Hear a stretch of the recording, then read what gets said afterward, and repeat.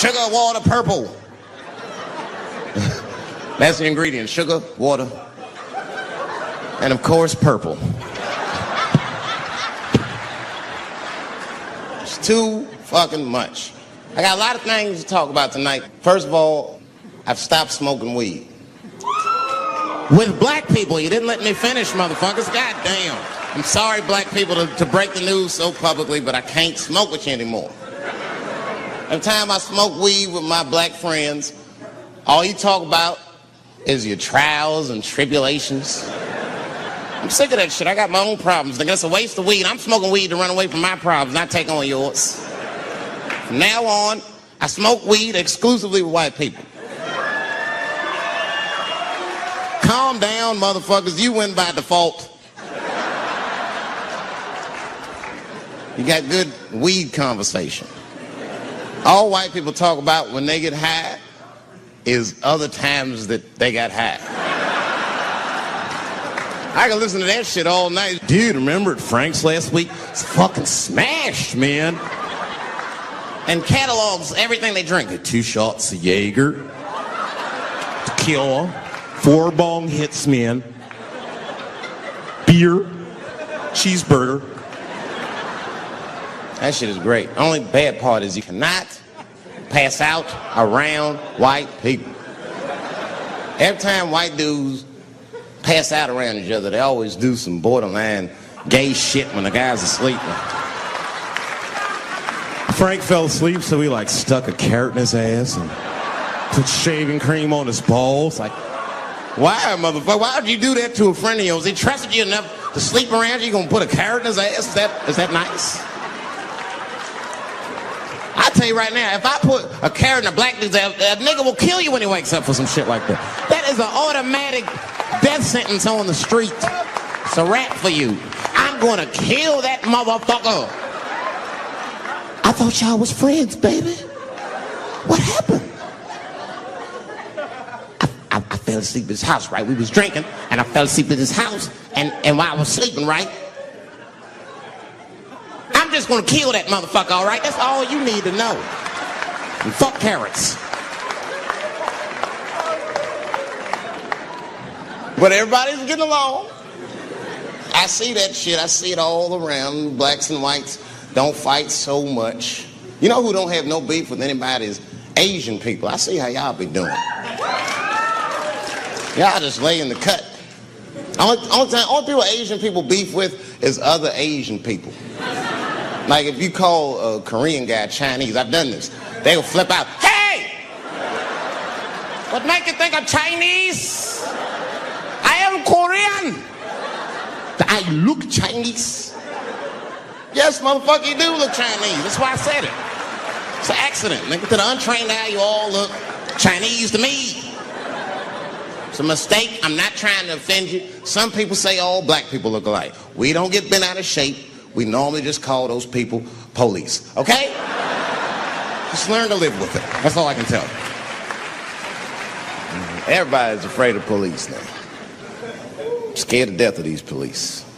I am, nigga. I got a police scanner. First money I got, this is the first shit I went out, bought me a police scanner. I just listen to these motherfuckers before I go out, just to make sure everything's cool. You hear shit on it. Calling all cars, be on the lookout for a black male between 4'7" and 6'8". Staying in the crib tonight, fuck that. Gotta work on that alibi for a minute. Every black person needs an alibi. I do them impromptu joints. If I'm by myself and need out, I'll just open up the windows in the apartment, turn all the lights on, start beating off right in the window. Look at me. Hey, everybody, look, it's me, Dave Chappelle. I'm crazy. I'm jerking off. Note the time, motherfuckers. It's 2:35. Look at me. I'm jerking off in the window. 2:35. Comedian Dave Chappelle. It's June 10th. Note the time.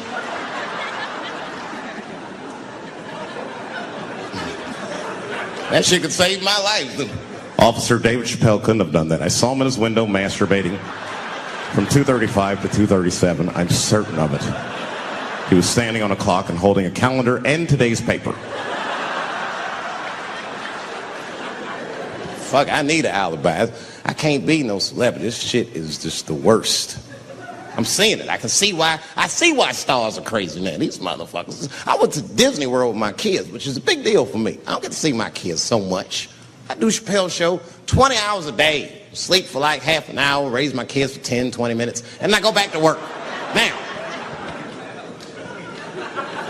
this particular day, I got to hook up with the kids. We went to Disney World. Everybody at the park. Fucking everybody. Hey! I'm Rick James, bitch. Hey, I'm Rick James, bitch. It's like, hey, man, hey. You mind not calling me a bitch in front of my kids?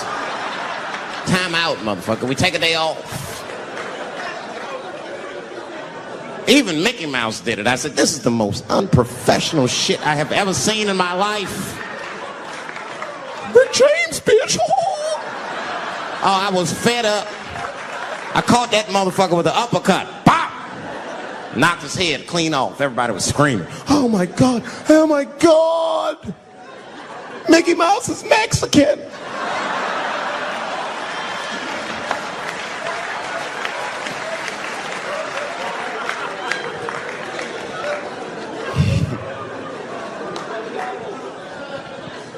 I had a terrible time in Disney World. Disney World is like a whole nother country anyway. They got their own currency. That shit is ridiculous.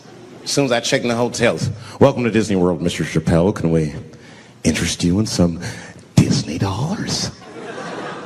Nah, man, I'm cool. You can't buy weed and pussy with Disney dollars. Like, I'm on vacation. I like them greenbacks. You know what I'm saying? It's the kind of money people spend. People is very particular about that. I saw that. That was one of the main stories from the war. Was the first big thing we did was they said, now that Iraq has been liberated, we have managed to take Saddam Hussein's face off of the money.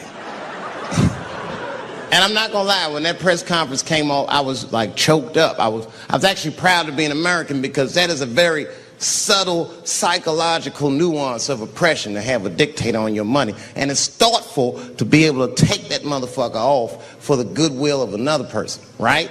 But then I thought, well, if you could do that for Iraq, what about our money, man? Our money looked like baseball cards with slave owners on it. George Washington is the worst of the worst. Yes, I said it. You mythologize this motherfucker like he was the greatest dude, man. If I went back in time with a white person and we saw George Washington walking in front of our time machine, my white friend would probably be like, oh my God, Dave, look, there's George Washington. It's the father of this great nation. I'm gonna go shake his hand. I'd be on the other side like, run, nigga, George Washington. And we'd both be right. You like him because he wrote the Declaration of Independence and all that shit. We hold these truths to be self-evident. All men are created equal. Go get me a sandwich, nigger, or I'll kill you. Liberty, justice for all. Am I wrong? Am I wrong? Wait a minute, did he not own slaves? Didn't he own slaves? That's all I'm saying. I almost protested the war in the beginning. Almost. Until I saw what happened to them Dixie chicks. I said, fuck that. If they'll do that to 3 white women, they will tear my black ass to pieces. I don't want to hear that shit. Yeah, man, they would. But I'm like, for real, why you care so much what the Dixie chicks say? It's not like they political scientists or nothing. They just bitches that can sing good. You know what I mean? Stop worshiping celebrities so much. Just don't pay attention. I remember right around September 11th, Ja Rule was on MTV. That's what they said. They said, we got Ja Rule on the phone. Let's see what Ja's thoughts are on this tragedy. Who gives a fuck what Ja Rule thinks at a time like this? Nigga, this is ridiculous. I don't want to dance. I'm scared to death. I want some answers that Ja Rule might not have right now. You think when bad shit happens to me, I'll be in the crib like, oh my God, this is terrible. Could somebody please find Ja Rule, get hold of this motherfucker so I can make sense of all this.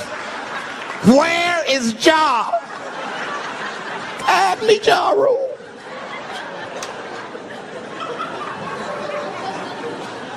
I don't even know why people listen to me.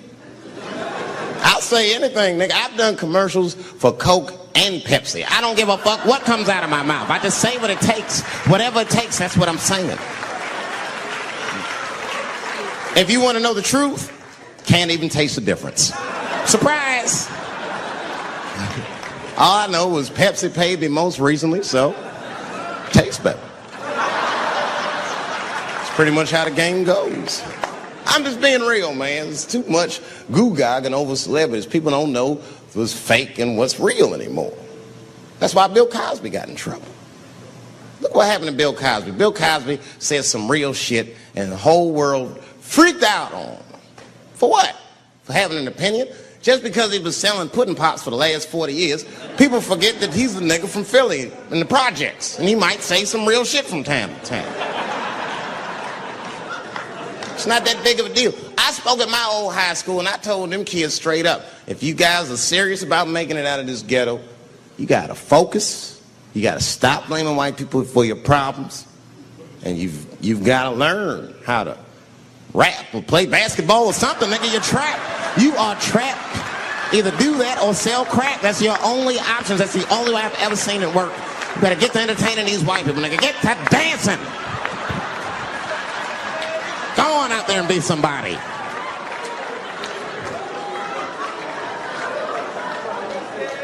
I just hope they listened.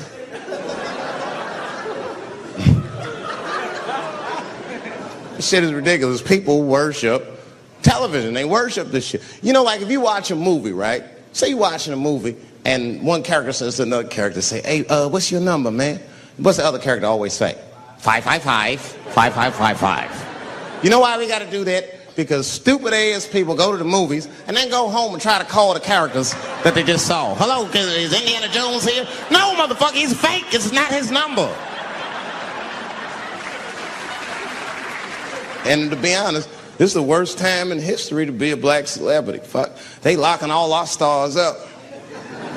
It's hot right now for black celebrities. I knew it was bad when Kobe got in trouble. I said, this is a wrap for us. He's one of the most wholesome dudes we had. They locked him up, everything. And Kobe kept it together. Thank God he held his game together, because if he was cracking under pressure and getting like 6 points a game, the whole LA would have been like, that nigger is guilty. Kobe was playing his ass off. He was playing like his freedom depended on that shit. You see this motherfucker in them games, this nigga's trying to beat that case on the court. That nigga,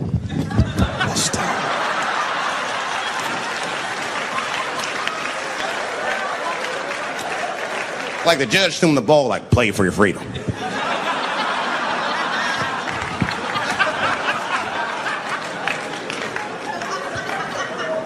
If I could talk to Kobe, I'd be like, just relax, you'll be fine, man. Because the public is still giving Kobe the benefit of the doubt. He's one of the few black celebrities that get that. Not because he's a celebrity, more because, you know, the girl showed up with 8 different semens to the investigation. You can't do that. That's 7 too many. That's a lot of semen, man. This bitch got Noah's Ark in her panties. Like, what, you trying to recreate humanity or something? She's a collector.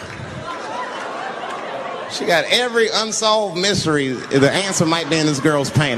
That's the first place I look. OJ's other glove is in there. Bigfoot's footprint. 3 CSI reruns is in that motherfucker. We got the most diabolical draws ever. Fuck being a celebrity. This is not the time to be a black star. They locking all our stars up. Black celebrities, this is a witch hunt for us, man. God damn it. It's all OJ's fault. Ever since OJ got away, white people have just been locking up our stars one by one. It's true.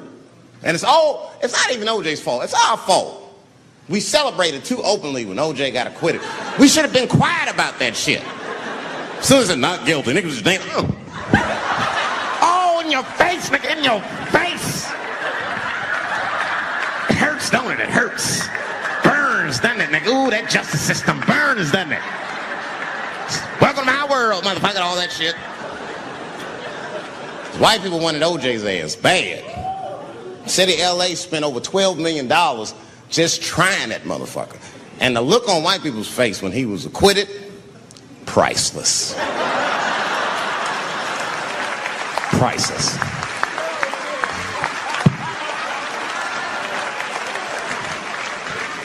And that's why I don't trip off of being a celebrity. I don't like it. I don't trust it. There's 1 minute they all love you, the next thing you know, you're in front of that courthouse dancing on top of a car just trying to figure out what the fuck happened to you.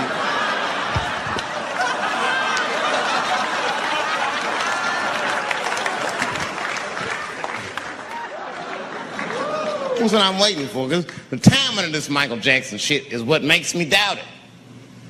Every time this war is going out of control, or the economy gets bad, or something is wrong with the world at large, it's always these moments in history that Michael Jackson will coincidentally jerk off a kid. This is getting ridiculous. Like, are you planning this shit? Do you have meetings? Michael, thank you for coming. As you know, Michael, the war has not been going as well as we expected. There's been a lot of hiccups, and the public is asking us a lot of questions, of course. And, well, Michael, there's no nice way to say this, and all I know how to do is be direct, so let me just be direct. We're going to need you to jerk off another child, Mike. I'm sorry. I am sorry. But it would really help out. Or maybe he did it. Who knows? Who knows? That's the thing. That's what I wanted to say. Who knows? Who the fuck knows? Mike, God, and this little boy know. That's about it. That's about it.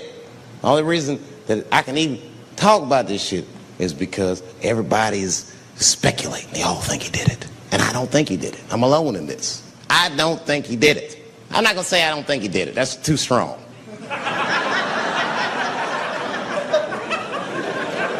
Let me just say I am reserving judgment until all the facts come out.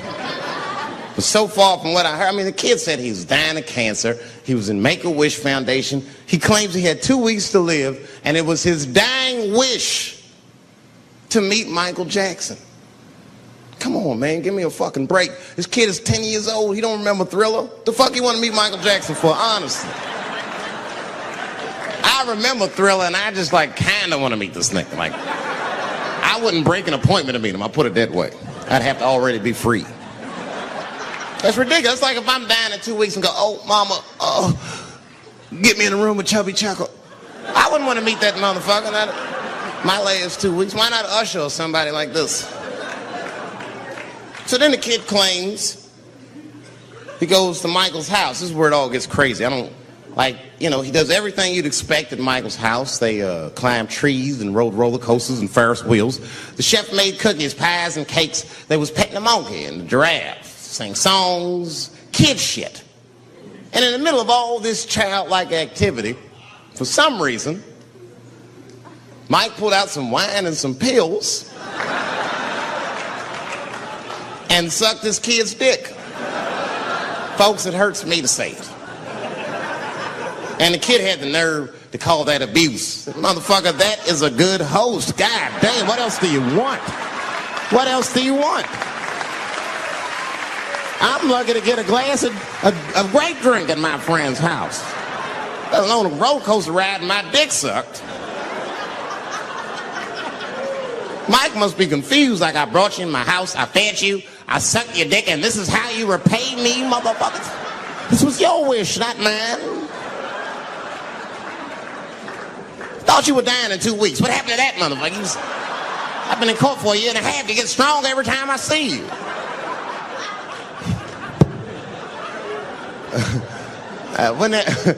This is fucked up. I shouldn't even say this fuck. Wouldn't it be some ironic shit if they found out through this case that the cure for cancer was Michael Jackson sucking your dick somehow? Like if Mike had powers like Green Mile and all the kids like, please, Mike, suck our dicks. Never again. He didn't appreciate it. Can we at least study your saliva? Please, Mike.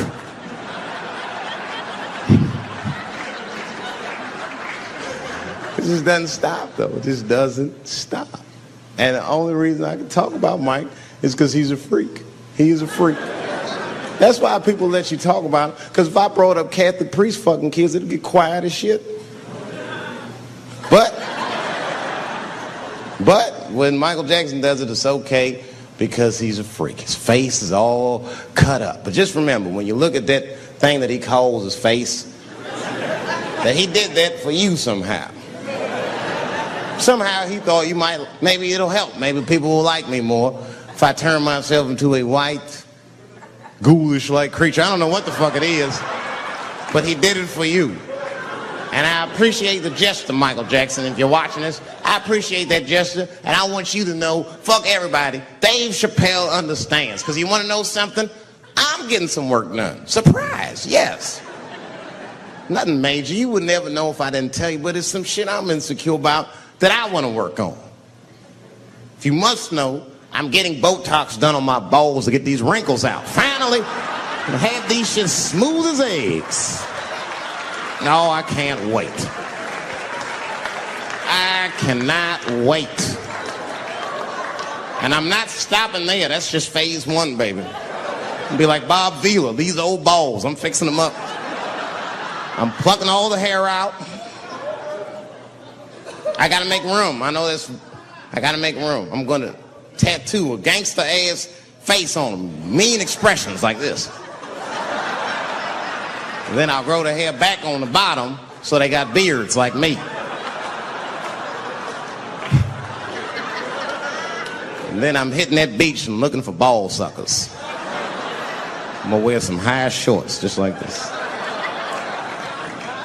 And walk up to women with a confidence I've never had before. Pardon me, miss. I don't mean to be rude. But do you suck balls? Excuse me? Miss, relax. You didn't even let me finish. Do you suck these balls? Oh my God, those balls are as smooth as eggs. Yes, I'll suck them. I've played this scenario out in my mind a million times, lady. That's how it always ends. Yes, I'll suck those balls. All our stars, man. R. Kelly pissed on his victim. I know, it was rough. But I mean, again, I can't even judge R. Kelly. First of all, we don't know if these allegations are true, and not even if they are true. If you want to know how I feel about it honestly, if a man cannot pee on his fans, I don't want to be in show business anymore because, well, that's why I got in the game, baby. I got dreams too.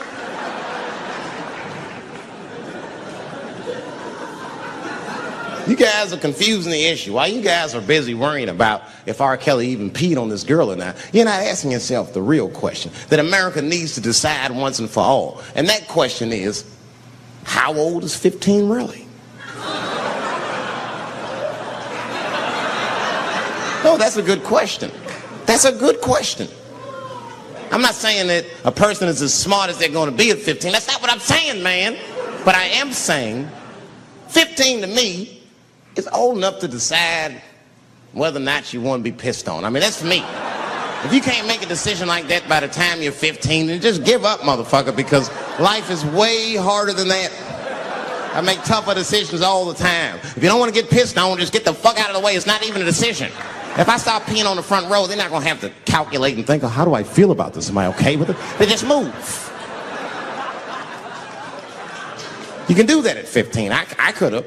I've been 15. When I was 15, I was doing stand-up in nightclubs. I smoked reefer from time to time. Friends were selling crack. I was trying to finger fuck people. I knew what was happening around me to some degree. Getting pissed on was the least of my worries at 15. Trust me. But it keeps coming up. There's a lot of confusion around that age. Anytime 15 comes up, people freak out. Like when that girl, Elizabeth Smart, got kidnapped. Right? Remember in Utah last year, 15-year-old girl Elizabeth Smart was kidnapped, and then they finally found her, and the whole country was relieved. And I was the only one saying, damn, she wasn't that smart after all. Not because she got kidnapped. That could happen to anybody. I'm not knocking her for that. I'm just saying, if you kidnapped me when I was 15, you got to take me further than 8 miles away from my house, man. God damn. You can't hold me prisoner around shit I recognize. I'll break away. I'll break away. Fuck off me, nigga. That's my bus stop. I know where I'm at. I'm going home.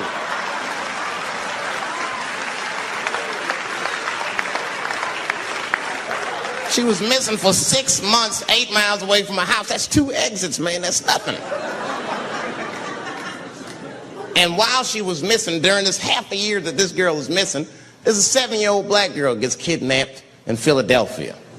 Nobody knows her name. They might have talked about it 2 or 3 times on the news, but she should have been the top story. Because she chewed through the ropes and had both of these motherfuckers in jail in 45 minutes flat. 7 years old. I'm not making this up. These 2 crackheads kidnapped her and took her back to the crack house and tied her up. And then they left her.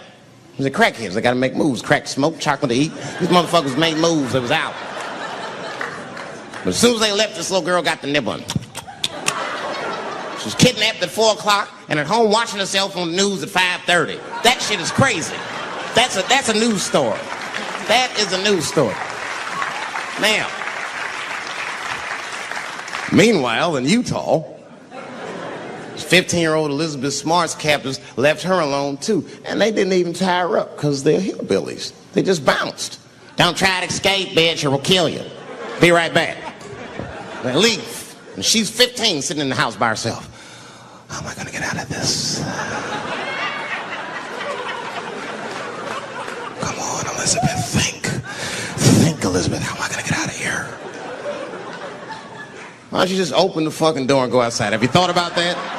Do you have a quarter? Do you know your phone number? You're 15, bitch, run. Stop thinking and stop making moves. I know I sound mean, and I know what the people are thinking when I'm saying this. Dave, she is only 15. All right, but that's the discrepancy, because when you talk about a little girl like Elizabeth Smart, then the country feels like 15 is so young and so innocent. On the flip side, here comes 15 again. Now we talking about a 15-year-old black kid in Florida. This black kid accidentally killed his neighbor when he was practicing wrestling moves that he saw on TV. Now, was he a kid? No. They gave him life. They always try our 15-year-olds as adults. The snigger knew what he was doing. It's a goddamn pile driver. If this kid gets on the ropes, there's no stopping him. You'd have to send the Rock to arrest him. And they gave a 15-year-old boy life in jail. If you think that it's okay to give him life in jail, then it should be legal to pee on him. That's all I'm saying. You got to make up your mind across the board how old 15 actually is. That's all I'm saying. So I'm going to tell you right now, if somebody comes in here and puts a gun in my head and says, Chappelle, you got a choice to make. You're either going to jail for a month or we'll let you go, but you got to let R. Kelly pee on you. I'm not hesitating. Bring in R. Kelly and tell him to stay away from my ass.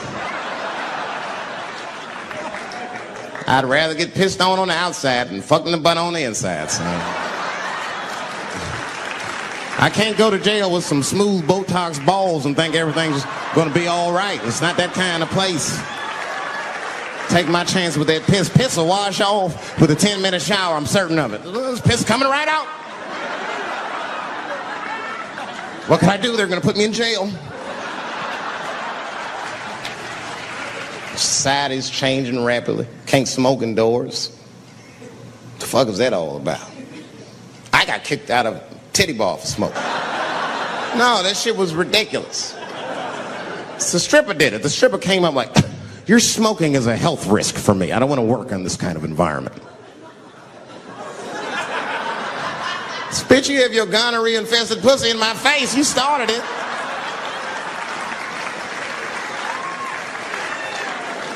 And they threw me out.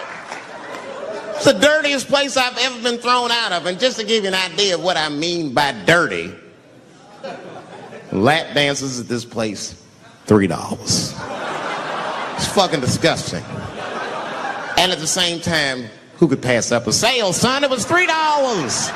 Of course I did it. It's only 12 quarters. Said I'll break a 5 for that. I've never seen somebody work this hard for $3. This lady must have been a throwback to the Great Depression. She was all over me. It's the first time I ever told a stripper to get off me. All right. Yeah, thank you very much, miss. Thank you. That'll be all. That's enough. Thank you. Hey! Hey, get off of me!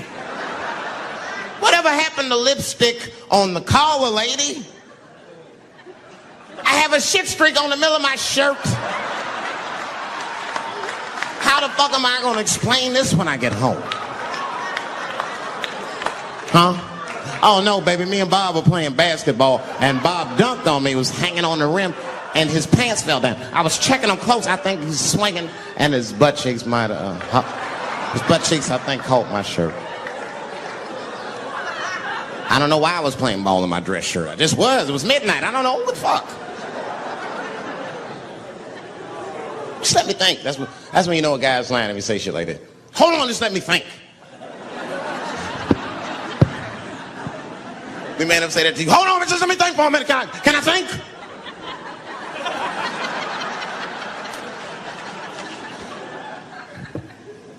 But y'all women, man, you guys just made too much progress too fast. Not too much, but you're confused by it. You made so much progress, you're even confused. Men and women, we both like, what the fuck just happened? Because women got all this money now, but they still like women. Like, oh, you never take me anywhere anymore. And the dude be thinking, bitch, you got more money than me, you never take me anywhere anymore. And at the same time, you don't treat a man like a man. You don't cook, you don't clean, and you don't do anything a motherfucker says. You tell a motherfucker what to do. I see women doing this to men all the time. Come on!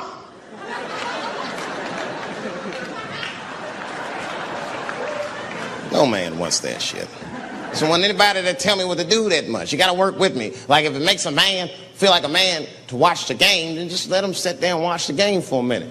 And if he happens to look over at you while he's watching the game, don't look at him all mean and make him feel guilty about watching it. Just pick up your own titty and suck it. Just try it out.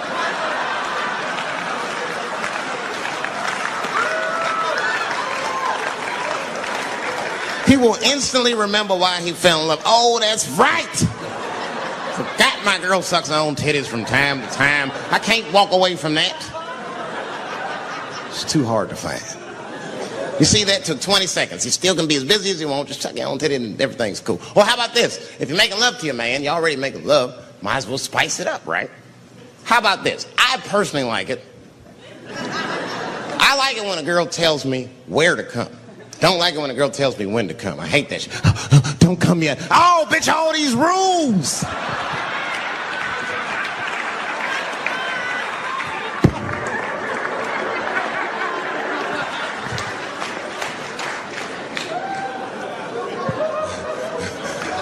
Instead of doing that, why don't you just tell us where? It's make us feel better, especially if you're aggressive about it. I like when girls get wow. Come in my face! Stick your chin out like a boxer. Bring it on, motherfucker. You're a bum. But it doesn't have to be that wild or explicit. Look, all the man wants to know is that you're interested and that you're participating. You can say anything, he'll be happy. Oh, come on top of the television. All right, fuck it.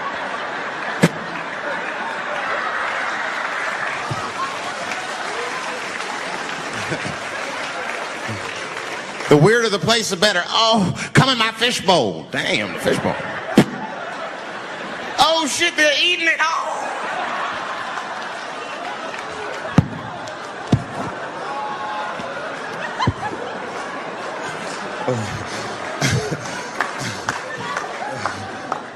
Fish love it when I come over. Oh, it's that guy. We're having chicken tonight.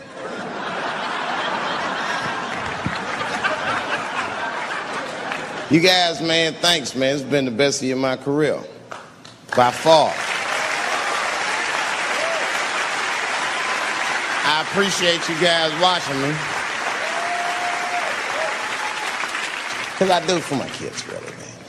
And my kids are off the hook. You think I'm a bad motherfucker. Wait till you see the 2000 model Chappelle. This nigga is off the hook. My sons are bad.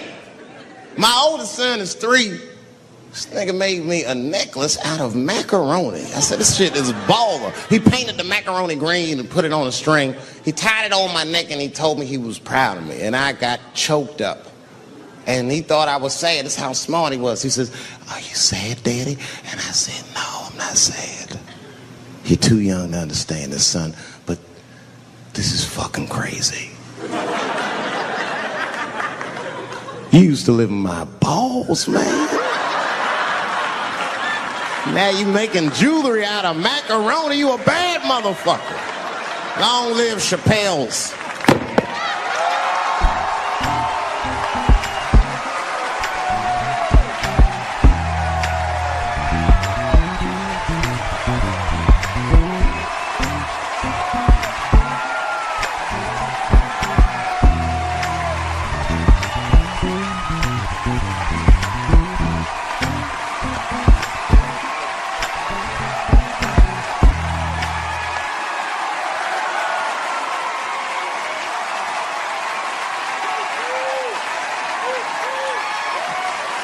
Oh, shit.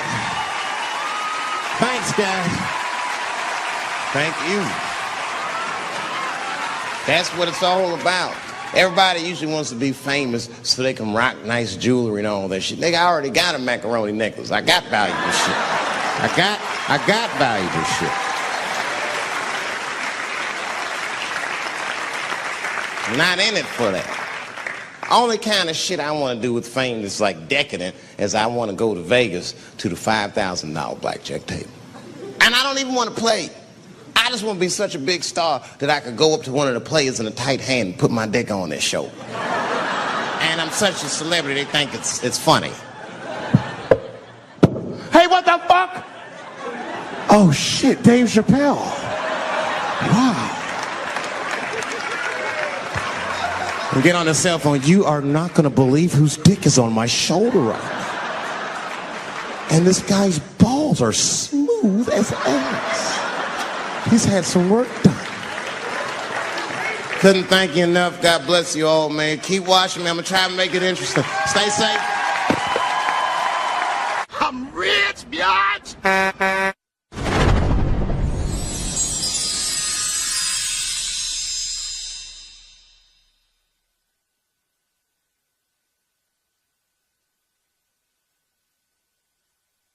A lesbian woman that tried to sell a story about me to TMZ. Thank goodness TMZ could see right through the sham of that story. This woman claimed that I beat her up in a nightclub because she was a lesbian. That is fucking crazy. Bitch, I didn't even know you was a woman.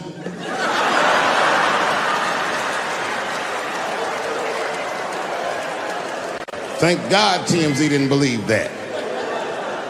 Because I did beat the shit out of her, I'm not gonna lie. It was her fault, I had no choice.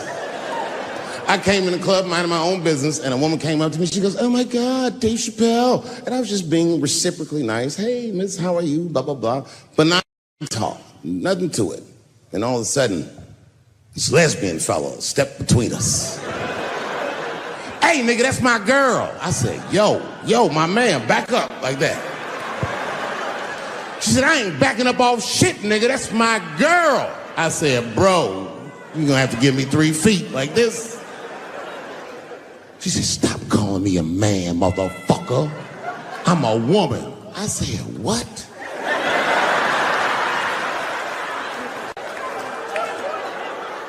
And then I looked deep in this nigga's cheekbones. I said, oh my God, you are a woman. It was just too much for me to even wrap my mind around. But I tell you what, I unballed my fist immediately and I softened my posture so that she would know she's in no danger. I even changed the tone of my voice. I said softly, sweetly, like a pimp might say. Bitch, I'm about to slap the shit out of you.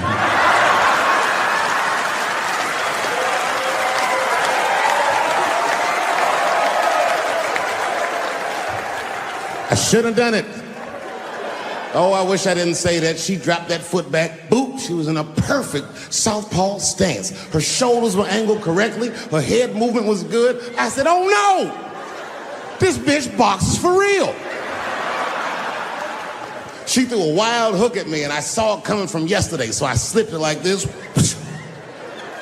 I had no choice. I had to go to work. I let that jab go. You should have seen me go, nigga. I tenderized them titties like chicken cutlets.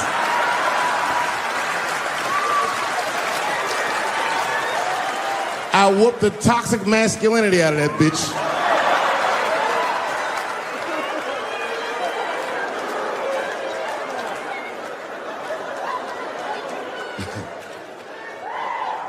That's why I don't go out no more. Just trying to chill. I'm just trying to live a peaceful life. That's why I live in Ohio. You know, I live in a little town in Ohio. It must be like 3,700 people. Small hippie town. Culturally, it might feel like Ann Arbor to you. You know what I mean? Just a bunch of hippies and shit like that. And niggas always ask me, like, Dave, why you live in that hippie town? And I'd be embarrassed to tell them the truth. But you know why I live there? Because Yellow Springs, Ohio has the most beautiful women in the world. And a lot of people might disagree with me, but you gotta see them for yourself. They're gorgeous. But it all depends on what you're into, you know what I mean? I like white bitches with dirty feet.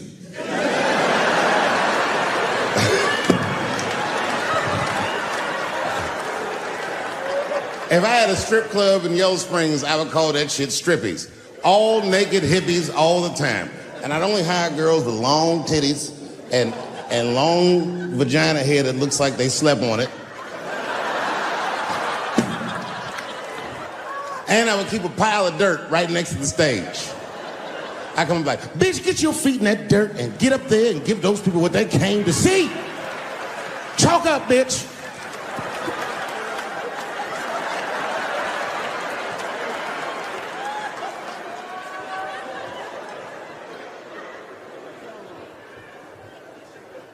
A couple years ago, I was in Ohio at a shopping mall.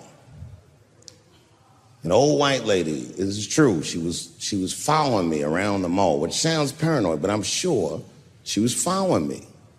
Mean lady, too. You ever see a woman with lines on her face that just tell you, like, even if she smiled, it looked like it would hurt the muscles in her face? I knew she was following me because she was at places that had nothing to do with her. I'd be looking around like, what is this old bitch doing in GameStop and Foot Locker and all the places I like to go? Every time I see her, she'd just be looking at me on me. And eventually I forgot about her. So then after I'm shopping, I go all the way to the back of the parking lot. I'm parked all the way in the back. And as soon as I open my car door, I hear a voice go, David Chappelle. Just like that. I didn't even have to look. I knew it was her. And I looked back, and sure enough, there she was, that face. To be honest with you, she probably wasn't even that old. She's probably around my age. But she was a white woman. This bitch looked terrible.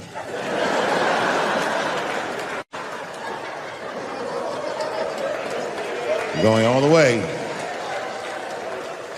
I kept my cool. I was nice. I said, hello, miss. And she didn't say anything back. All she said was, I watch your comedy. I said, uh-oh. And then she says, it's true, she goes, it sounds to me like you hate women. I said, well, you know what, miss? It's art. And you're free to interpret this art however you'd like. But I can tell you, as the maker of this art, that I don't believe that I feel that way. And she said, well, I think, and I said, shut up, bitch. Shut the fuck up. Before I kill you and put you in the trunk, ain't nobody around here.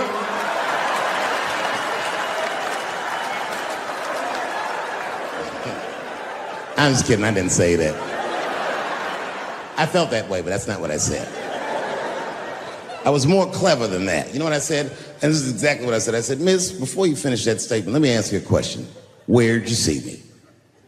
Did you buy a ticket to a concert I did? I doubt that. Or maybe you watched one of my specials on Netflix. Or did I follow you to your car and do my act? She said, what? I said, keep it in the comment section, bitch, this is real life. Ta-ta!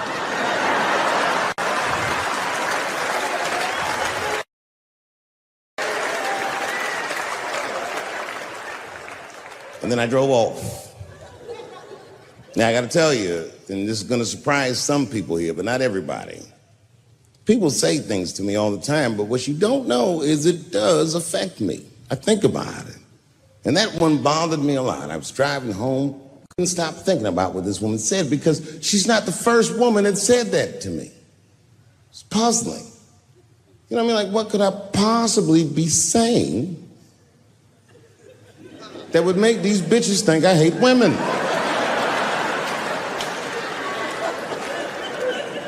Couldn't figure it out. So you know what I did? I Googled the dictionary definition of a feminist just to make sure I was talking about the right thing. And do you know, sir, what the dictionary definition of a feminist is? I didn't either. Listen to this. Webster's defines a feminist as a human being, not a woman, a human being that believes in equal rights for women. I'm shocked that that's what that meant. Because by that definition, I would consider myself a feminist. And I didn't even know that at the time.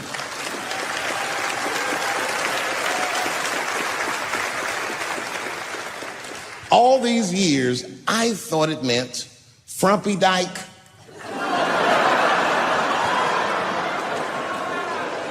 Well, that's who's always talking, to be some chick in overalls. Men are trying to rape us. Ah, not you, bitch, we please.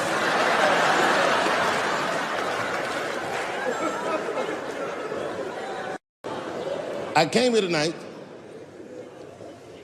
because this body of work that I've done on Netflix, I'm going to complete. All the questions you might have had about all these jokes I've said in the last few years, I hope to answer tonight. And I'd like to start by addressing the LGBTQ community directly.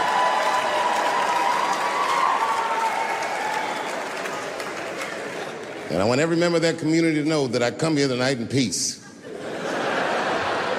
And I hope to negotiate the release of the baby.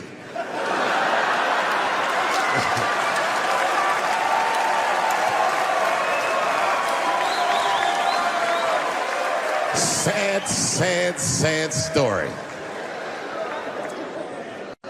The baby was the #1 streaming artist until about a couple weeks ago. He took a nasty spill on stage and said some wild stuff about the LGBTQ community during a concert in Florida. Now, you know I go hard in the paint, but even I saw that shit and was like, God damn, the baby. Ooh, he pushed the button, didn't he? He pushed the button, punched the LGBTQ community right in the AIDS. Can't do that. Can't do that. But I do believe, and I'll make this point later, that the kid made a very egregious mistake. I will acknowledge that. But, you know, a lot of the LGBTQ community doesn't know the baby's history. He's a wild guy. He once shot a nigga and killed him in Walmart. Oh, this is true. Google it. The baby shot and killed a nigga in Walmart in North Carolina. Nothing bad happened to his career.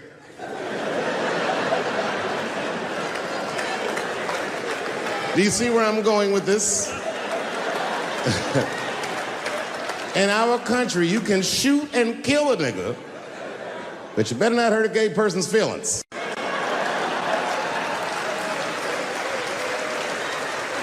And this is precisely the disparity that I wish to discuss. I have a question for the audience. And this is a real question. I'm not joking around. Is it possible that a gay person can be racist?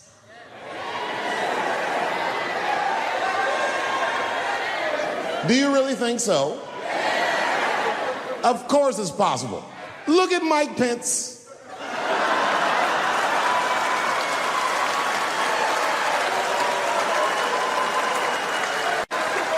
Ooh, I'm guessing, but I bet you he's gay.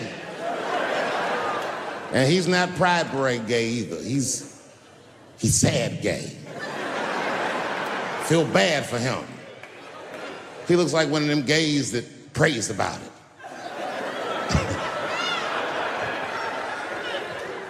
Jesus, please take these dirty feelings out of my heart. Please, Jesus, make these buttholes ugly to me. I want to keep on tasting these dicks.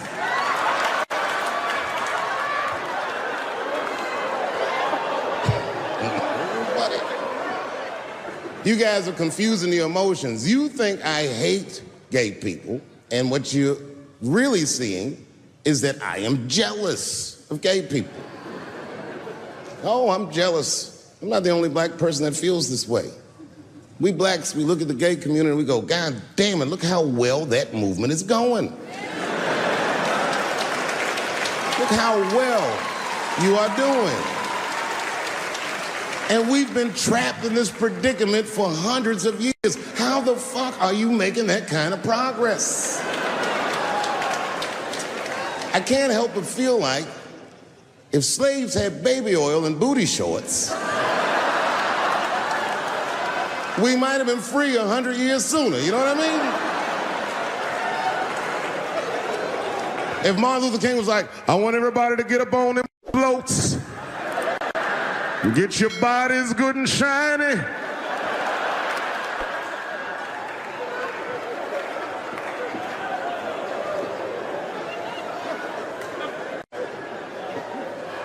I don't hate gay people at all. I respect the shit out of you. Well, not all of it. I'm not that fond of these newer gays. Too sensitive. Too brittle. Those aren't the gays I grew up with. I miss them old school gays, nigga. Them Stonewall niggas, them the ones that I respect. They didn't take shit from anybody. They fought for their freedom. I respect that shit. I'm not even gay. And I want to be like a Stonewall nigga. Them old school gangster gays, them glory hole niggas, them the ones I like.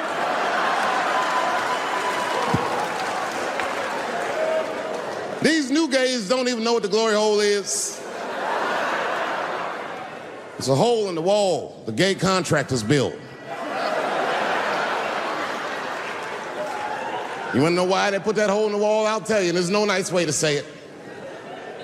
Because when they want to have some fun, they will put their penises in that hole and hope for the best. I respect that shit. There's a lot of courage on both sides of that hole, nigga. I'm not even gay, and I want to try that glory hole out.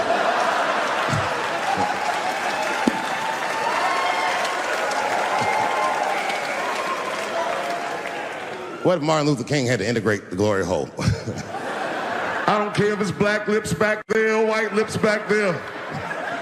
A mouth is a mouth. A warm, wet mouth. I'm going all the way. I got in a fight, almost got in a fight. It's complicated. I was in a bar in Austin with my wife.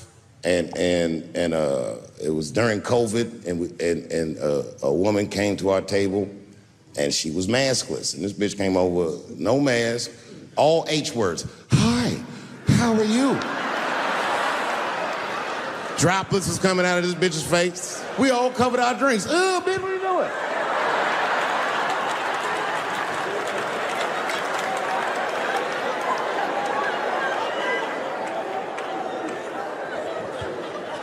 Now, I looked over at the table that she came from, and I peeped game. The men at the table were filming me. This happens when you're famous. People will come over and try to rattle your cage and get you to say something stupid or dumb so that their buddies can film it and they get a video of you embarrassing yourself. And clearly, I said, this is what's happening. And these dumb motherfuckers thought that it was my first rodeo.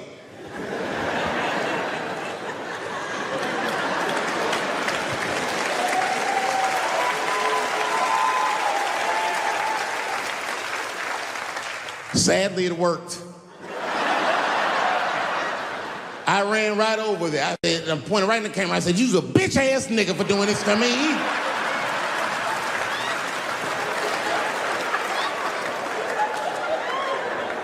And the dude was shocked that I said it. He said, oh. And when he did like this, I seen all his fingernails was painted, and I realized, like, uh-oh.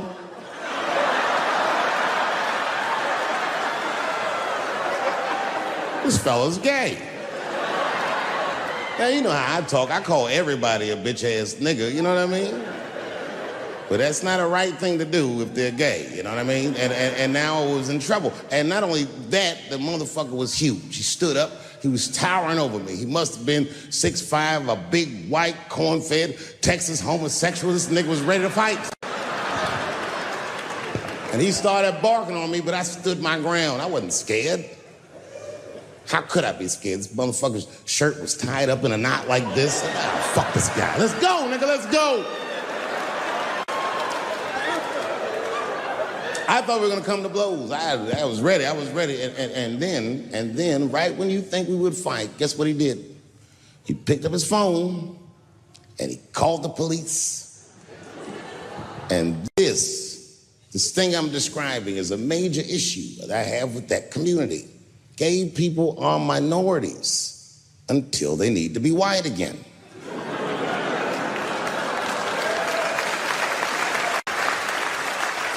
I'm being very brutally honest so we can solve this problem. I'm telling you right now, a black gay person would have never done that to me.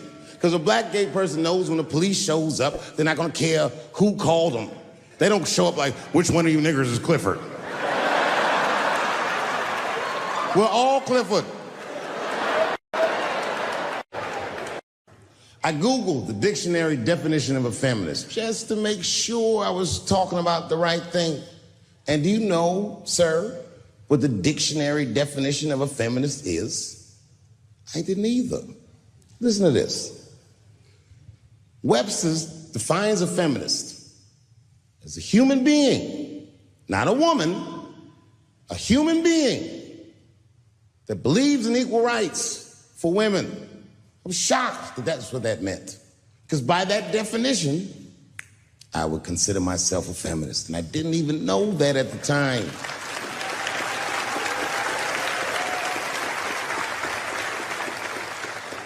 All these years, I thought it meant frumpy dyke.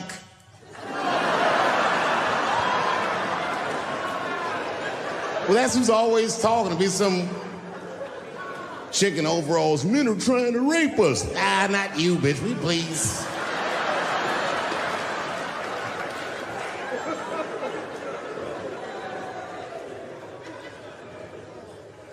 I know, look, listen.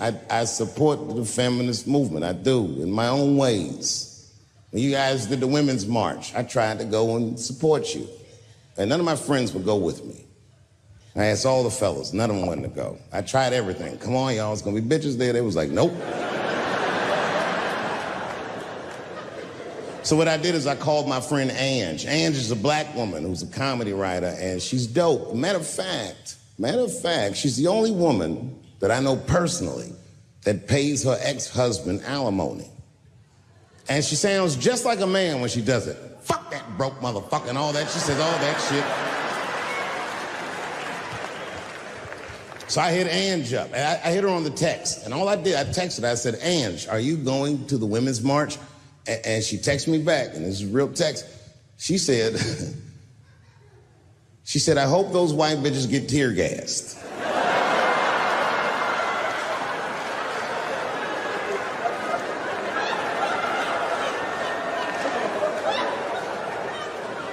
There's a problem in that feminist movement, isn't there?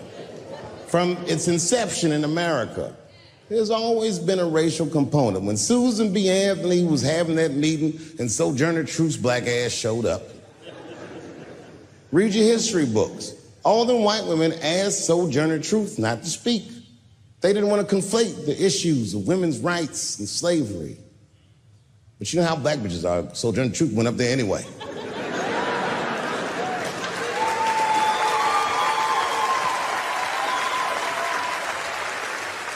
She did a famous speech. She said, ain't I a woman? Ain't I a woman? That's right. And listen.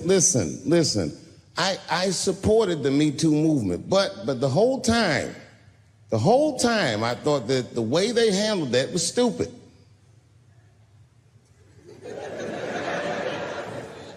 It was white. It was like, they were doing shit like going to the Golden Globes, and all of them would be like, let's all go to the Golden Globes and wear black dresses to give these men a piece of our minds. Bitch, that is not gonna work. You think Martin Luther King's gonna be like, I want everybody to keep riding the bus, but wear matching outfits? You gotta get off the bus and walk. It's real talk. Real talk, that was a silly movement. I want everybody to wear a crocheted pussy hat so they know we're serious. What the fuck was y'all doing? And then I said something about it in one of my specials, and all these women actresses came after me. I said, man, fuck y'all too, you canceled. I ain't jerking off to none of your pictures again.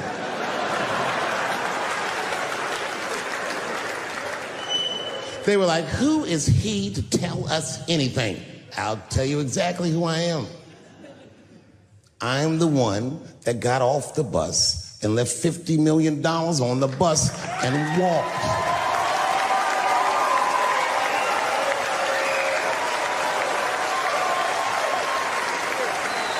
I agreed with these women. I just didn't agree with what they were doing about it. Right. No, it was annoying as fuck. Because if these women were serious, you know what they would have done? They all would have fired their agents. And they would have went to the mailroom of one of these big agencies and found a woman that was busting her hump in there and said, if you want to talk to us, then you have to talk to her. And if they did that, then she would be big and they would be big and nobody would get fed to Harvey Weinstein. But did they do that? No. Was that their idea? No. Surprisingly, it was mine. What I think the feminist movement needs to be very successful is a male leader. I'll do it. I will. I will lead you women to the promised land. I will make sure you get equal pay for equal work.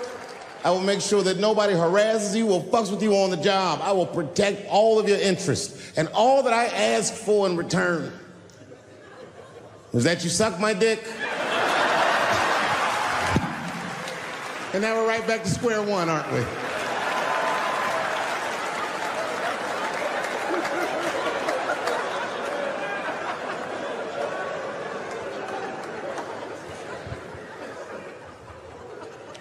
And now we get to the core of the crisis. What is a woman? What is that in this day and time? Is there even such thing as a woman or a man or anything? Seems to be a question nowadays. Now listen, women get mad at me. Gay people get mad at me. Lesbians get mad at me. But I'm gonna tell you right now, and this is true. These transgenders, these niggas want me dead. I've gone too far, I've said too much. And I gotta tell you, I'm very worried about it. I'm not even joking. Every time I come out on stage, I be scared. I be looking around the crowd, searching for knuckles and Adam's apples to see where the threats might be coming from.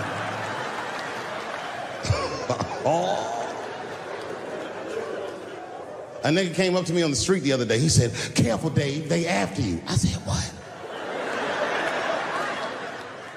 One they or many theys?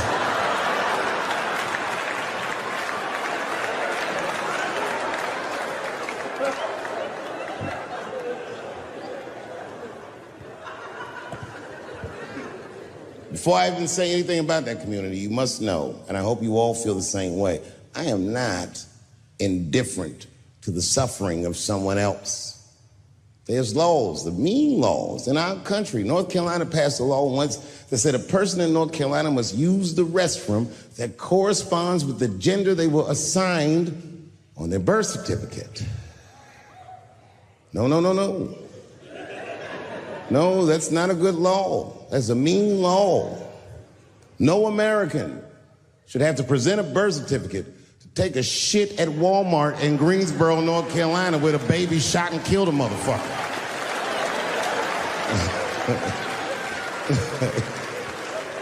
You have to ask yourself, if you're thinking about it, who are these laws designed to protect? Like, let's say they designed this law to protect me, my interests. Transphobic comedian Dave Chappelle. And let's say that I'm in Walmart doing a little shopping with my family. Now, I should tell you, if that ever happens in real life, you should know that my dreams didn't work out. But let's say something goes horribly wrong, and there I am in Walmart with the poor whites rummaging around for mediocre goods and services.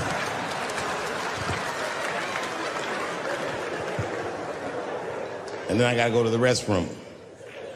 So I excuse myself from my family. I go to the men's room. Now I'm standing at the urinal taking a leak. And this is what this law is gonna do.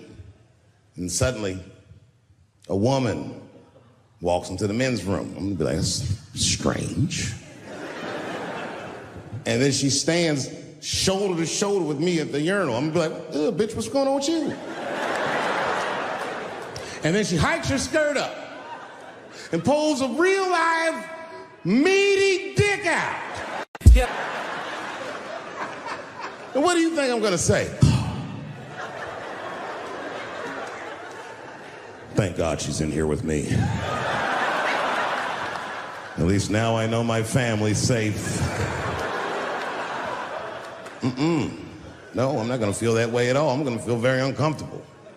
I would feel better if it was a man with a vagina that backed up to the urinal next to me.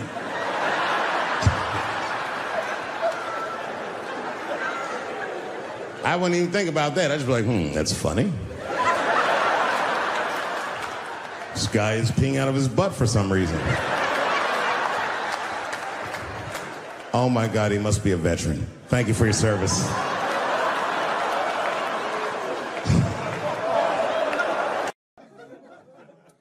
That's why I want to start a GoFundMe for Colin Kaepernick. I do, man. I'm fascinated with him.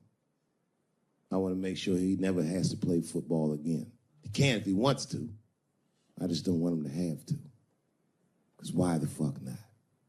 I know he's rich and people will be like, I'm not giving a GoFundMe to a rich dude, but you should. You should. Because that motherfucker's life was going great. He's so light-skinned, he didn't even have to say he was black.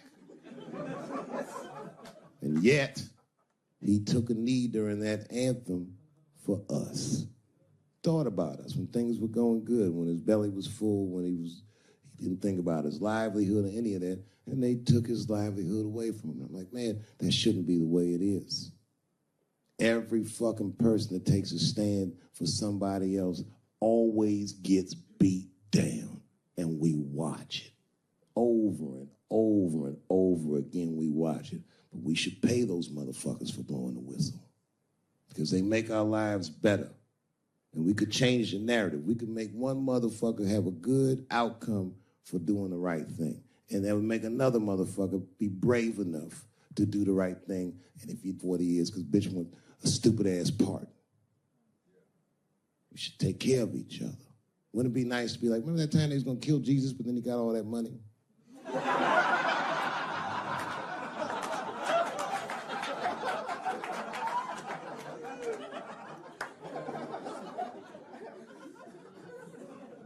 Real talk, man. It's not a racial thing. It's about us making our society better. It's about like even these women that are coming forward and they will say they're brave, and many of them are. And a few of them sucked the dick and got buyer's remorse.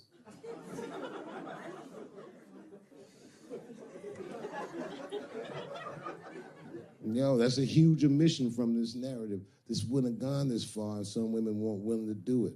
You can't ask every woman to hold the line. Some women can carry things heavier than others. So we should fight for one another. We should forgive the ones of us that are weaker and support the ones of us that are stronger. And then we can beat the thing. You guys keep going after individuals, the system is going to stay intact. You have to have men on your side. And I'm telling you right now, you're going to have a lot of imperfect allies.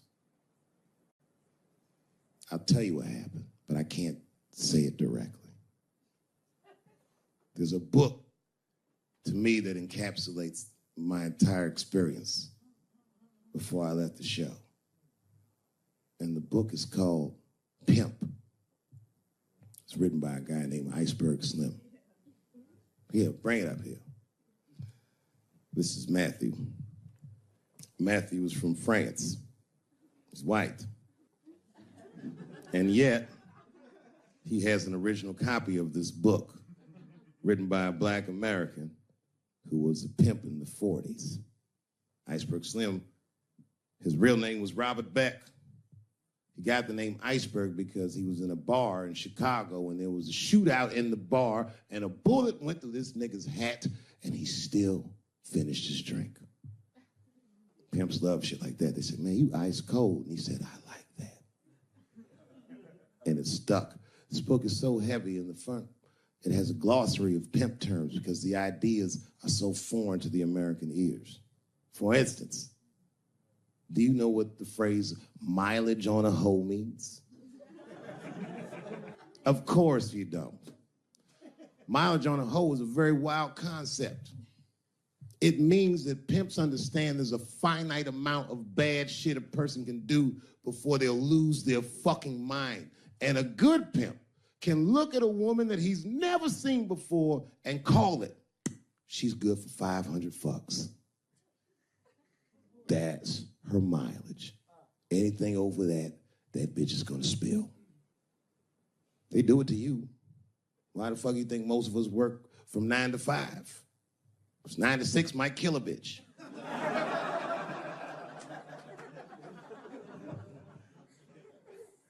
Iceberg Slim was the one that broke down what a bottom bitch was. Does anyone know what a bottom bitch is? Anyone? What's a bottom bitch, sir?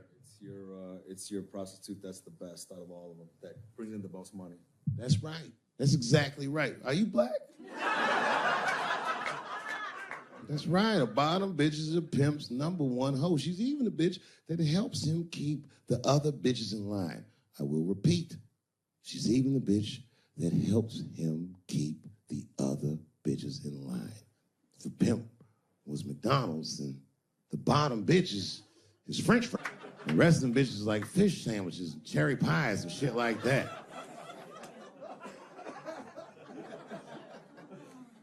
Iceberg Slim breaks down some of the coldest capitalist concepts I've ever heard in my life. He describes in detail how these men break women so that they will give them the money that they make with their own bodies. There's a story in here so cold it makes me shudder to think about it. Well, Iceberg Slim is trying to control the woman that he finds uncontrollable. So he asks older pimp how he can rein her in. And the older pimp says, oh, that's easy, Iceberg.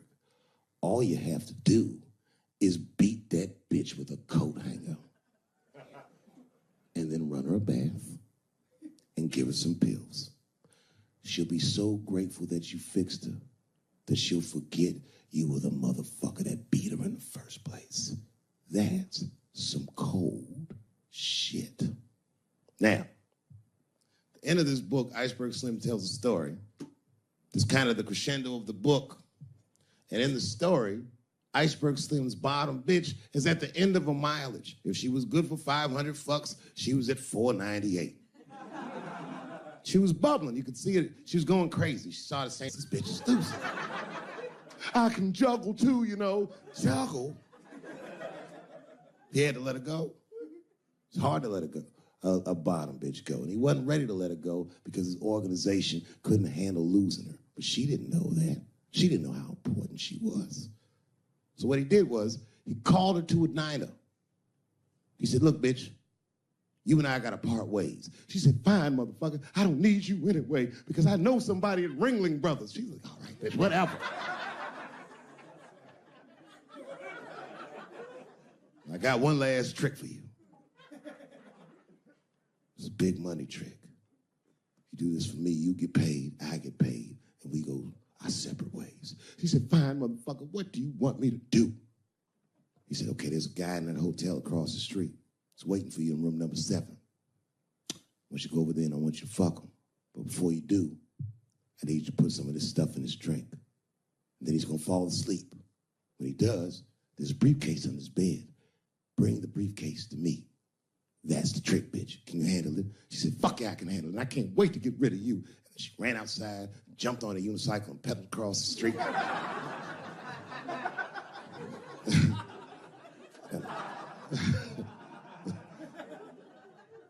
Man, if I never jerked off in her face, maybe she would have been in the circus right now.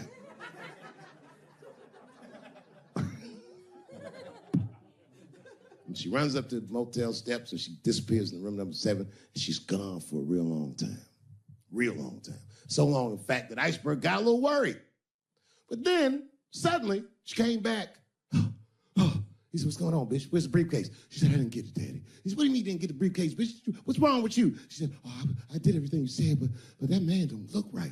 Something wrong, Daddy. He said, what do you mean something's wrong, bitch? Did you put that stuff in his drink? She said, I did everything you said, Daddy. I put all of it in his drink. He said, wait a minute, bitch. Wait a minute. You put all of it in his drink?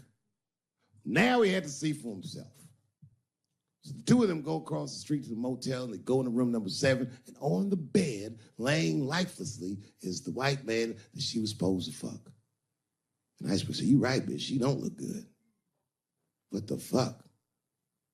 So he called a friend of his that was a doctor that was close by. And the doctor came in, gave the guy a thorough examination, and told them both what was obvious. Slim, this motherfucker is dead. Oh, God, Daddy. Oh, no.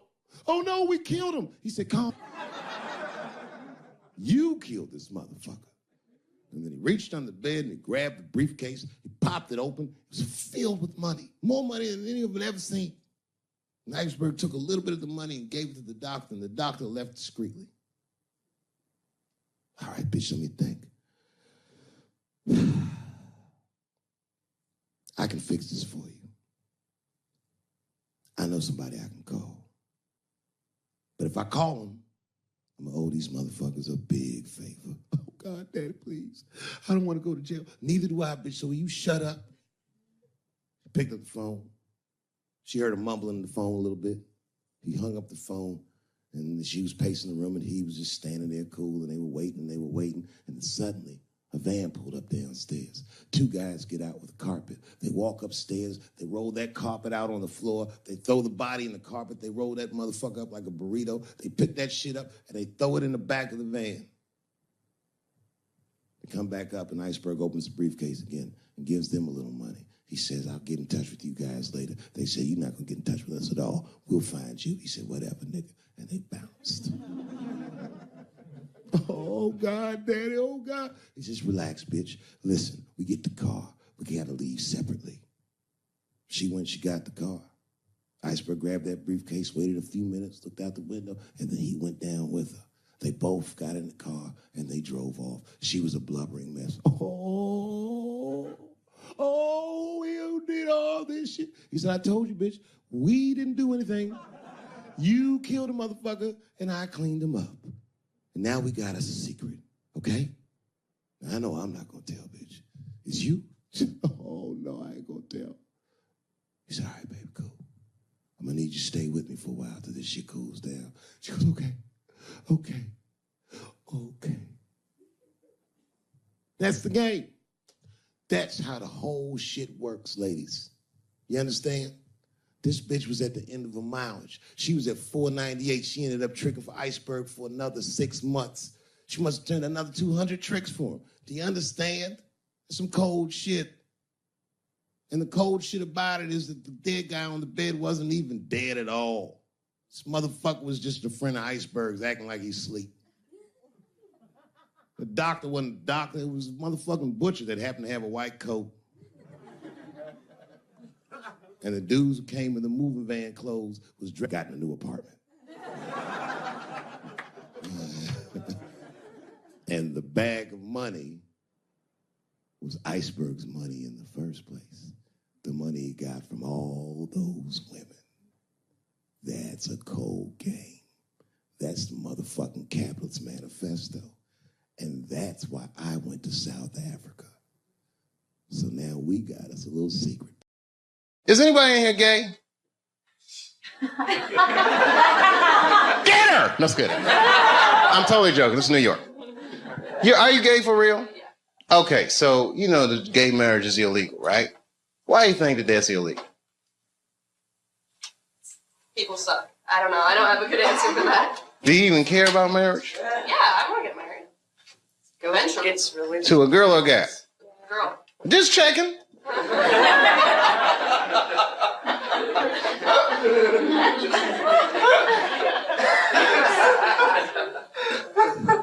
Why do you think it's illegal? People are scared of change. Do you think so? Morality. Who said morality? You think so? I don't. Whose morality? Experience. Who said big business? She knows what's going on. Huh? Hmm? Dave, Yeah? even gays can get married, they're going to wake up to the reality of problems of marriage just like everybody else. And that's all good and well. You see, here's the thing. No matter what your morality is, it's still a secular society. So even if gay marriage is against my own personal beliefs, I can't necessarily believe a government that would say we don't want to do that for moral purposes. Not while you fucking bombing Iraq like that, or sending motherfuckers to Afghanistan like that. I mean, you can't be hitting me with all this dubious ass morality. They say morality because that's what their constituents need to hear, and because they think that's what their constituents want to hear. But honestly, Bill Clinton said 90% of the shit that people talk about has nothing to do with what the actual job of the president is about. You think the president be sitting around, what time is it, 10 o'clock? Oh, we got that gay meeting. Hey, guys, what are we going to do about that? I mean, they don't give a fuck about it. No, who actually is going to give a fuck? Big business. And I have a whole belief system about that you just don't want to know about.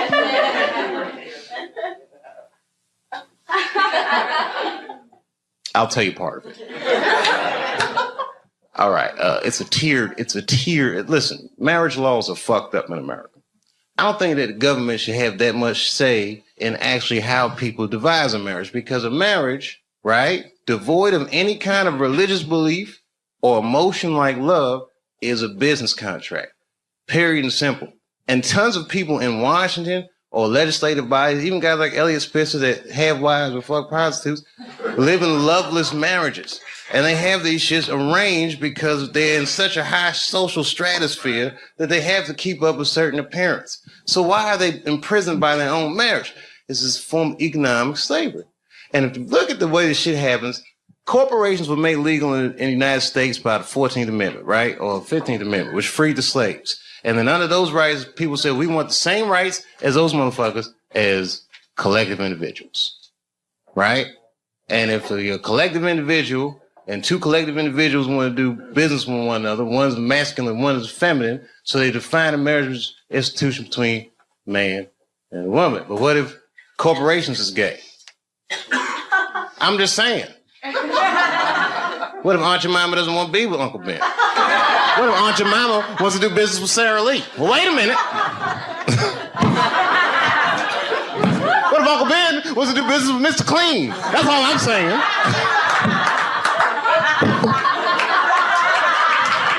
Guys, wait a minute. That's a little gay.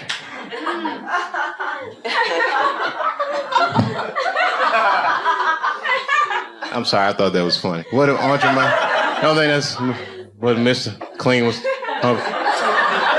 Uncle Ben wouldn't do this. Maybe I should have picked different companies. I put myself in a bad position.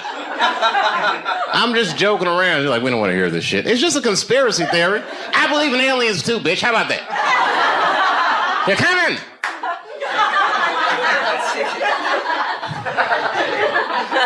Gay aliens, they're here.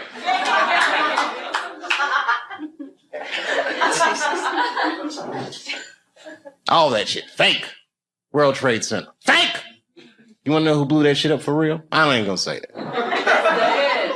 You know, it's my own personal opinion. I don't even want to say that shit. Yeah. You know who I think blew up the World Trade Center? Ashton Kutcher. America, you have been pumped.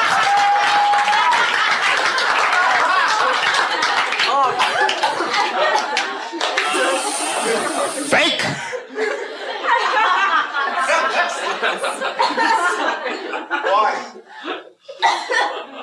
Why did he blow up the World Trade Center? I don't want to sound like a cynic.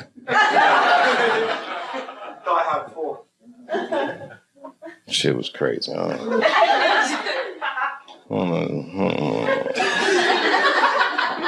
I don't know the truth, but I know who does. Strippers. They know everything. Does anyone have a cigarette? Yeah. Sure. Good on you, mate. I wish I had it. Your accents are so nice. Huh?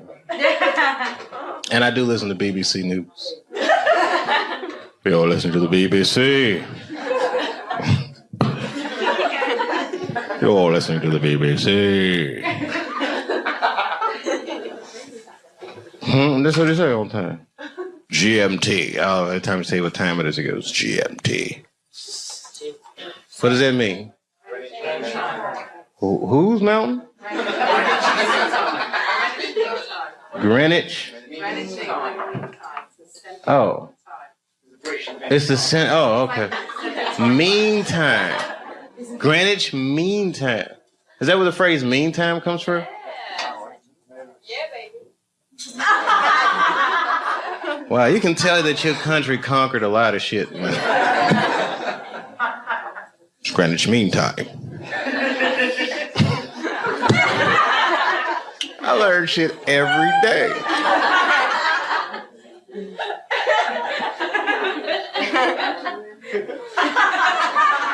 It's Greenwich Mean Time. Have you ever heard that before? Yeah, bro, you ever heard that before? Yeah, I've heard it. Oh, you're from Ireland, though. Hang on down the middle of London, very much.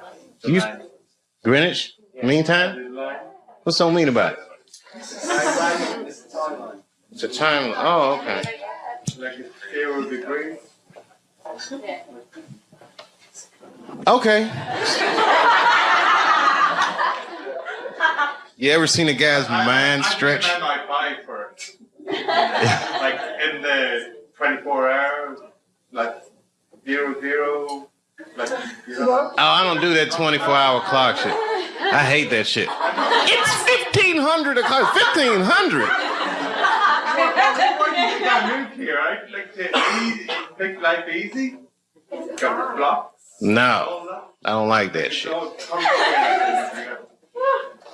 That's when it's good to have them strippers around. Strippers are like the Google of the streets.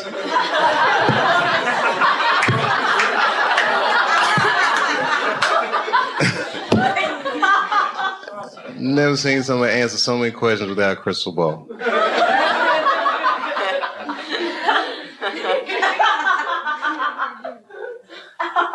It's true. It's amazing. Skill sets. Girls be I'm an accountant. No, I'm a dog trainer. Every goddamn thing. It's amazing. All right, it was something hilarious though. All this shit is depressing. Ashton Kutcher didn't blow up those buildings, by the way. I don't want you to think. I'm not gonna put that on him. Huh? If he did, who was he pumping? American people. American person is one of the most lied to people in the world. That's our whole game with America. Because freedom is not a privilege, my friend. It is a fucking burden. Because a free person has to make choices all the time. And you can't make a good choice unless you have the information. And in America, it's not like China. You know in China when they had the earthquakes, you know what the headline was in the newspaper? What earthquake? They don't tell those people shit.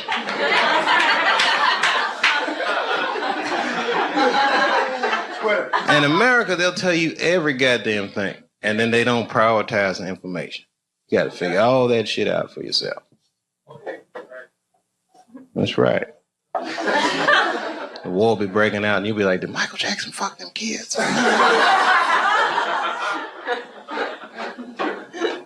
That gets shuffled funny. I am not saying that to say that trans women aren't women. I am just saying that those pussies that they got, you know what I mean? I'm not saying it's not pussy, but that's like beyond pussy or impossible pussy. You know what I mean? It tastes like pussy, but that's not quite what it is it? It's not blood, that's beet juice.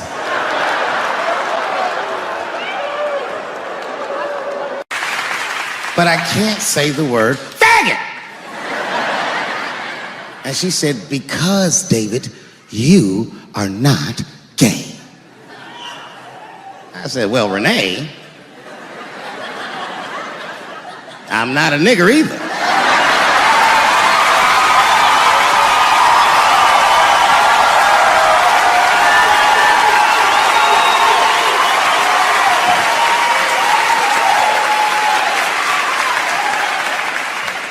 But you see, what I didn't realize at the time and what Kevin had to learn the hard way is we were breaking an unwritten and unspoken rule of show business. And if I say it, you'll know that I'm telling you the truth. The rule is that no matter what you do in your artistic expression, you are never, ever allowed to upset the alphabet people. You know who I mean. Those people that took 20% of the alphabet for themselves. I'd say the letters, but I don't want to conjure their anger. It's too late now. I'm talking about them L's and them B's and them G's and the T's. People be surprised. I have friends, all kinds of letters. Everybody loves me and I love everybody. I got friends who are L's, I got friends who are B's, and I got friends who are G's. But the T's hate my fucking guts.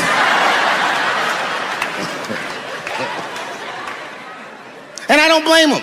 It's not their fault, it's mine. I can't stop telling jokes about these niggas. I don't want to write these jokes, but I just can't stop.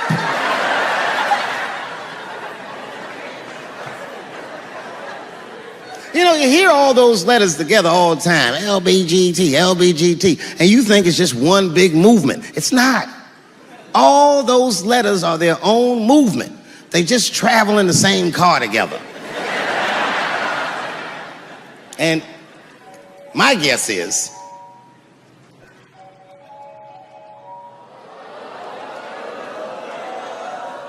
what is this, high school? This nigga probably got a babysitter or something. Go on and answer your phone, nigga. Just get that shit out of here. I'm in the middle of something important. Wouldn't it be funny if we made fun of him? He's like, and he went outside like, hello? Mama's dead. Oh no! Mama's dead.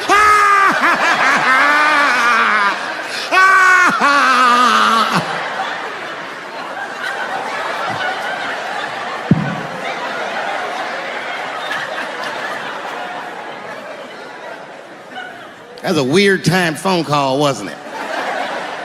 It's like his phone is gay.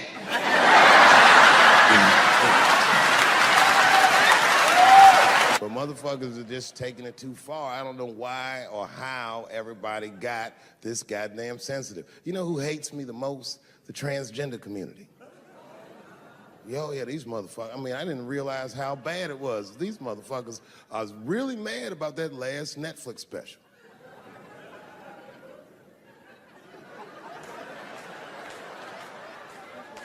It's tough, man. I don't know what to do about it because I like them.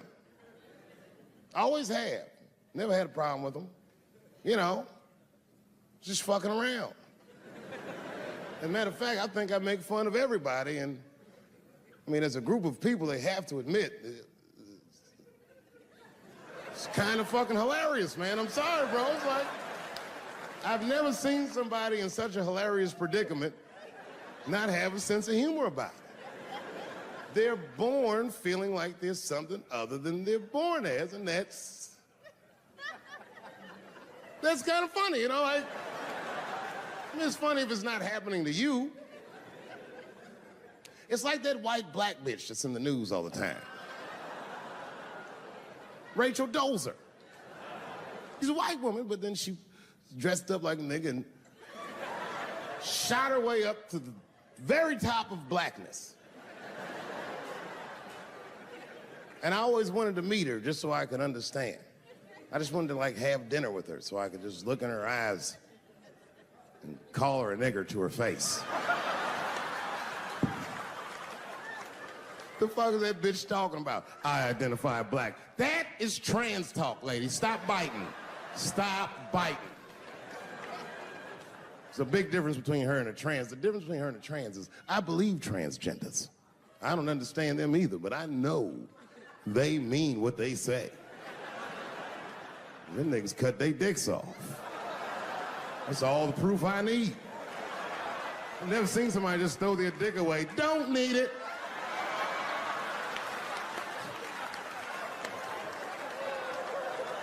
I don't understand, but I believe you and I support your decision, motherfucker. But how far is Rachel willing to go? What is Rachel willing to do so that we blacks can believe that she believes she's actually one of us? Bitch, are you willing to put a lien on your house? Invest in a mixtape that probably won't work out?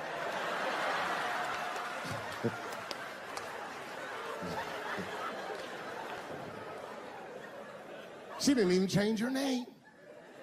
Didn't even change her name. Her name is Rachel. I can't believe in that name. If you want my support, you're gonna have to change your name to the blackest shit I've ever heard. But you're gonna have to change your name to Draymond Green. I don't know a blacker name than that. That shit is black on paper. If you type Draymond Green into Airbnb, that shit will log off automatically.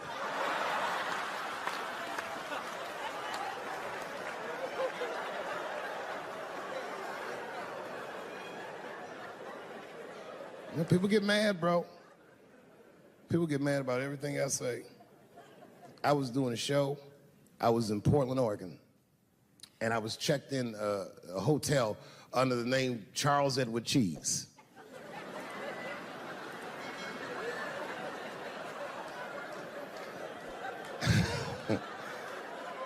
I came back, and there was a note. It was like a letter on my desk. It was addressed to Mr. Cheese.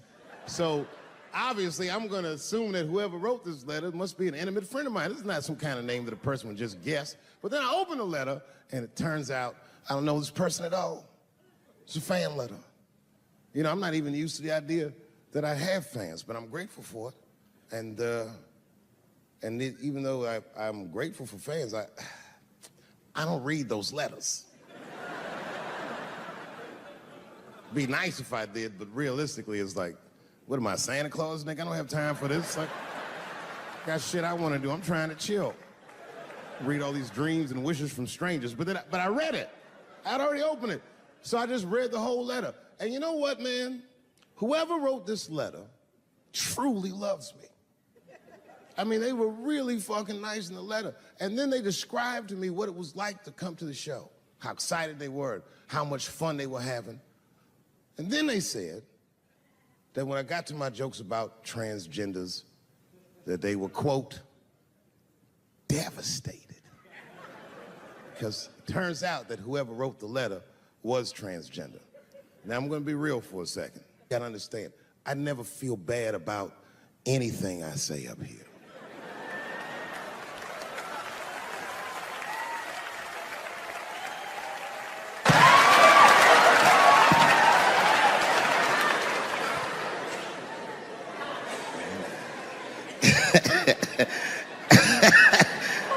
Like I was saying, my guess is the G's are driving that car. That makes sense to me, because there's white men in the G's. And these people are trying to get around discrimination and oppression. And you know how white dudes are. We know these roads. In fact, we built these roads. The rest of you buckle up. We'll get you to where you want to go. So the G's are just driving the car. Of course, next to the G's in the passenger seat is the L's. Everybody likes the L's, except for the G's. I don't know what that's about. I just know the G's don't like them that much. And the G's always say like little subliminal digs on them. It's unnecessary shit. It's not mean, but you know what I mean? They just be like, I wouldn't wear that. The only thing that breaks the tension between the L's and the G's are the B's in the back seat. That's right, there you go. Everybody scream out when you hear your letter.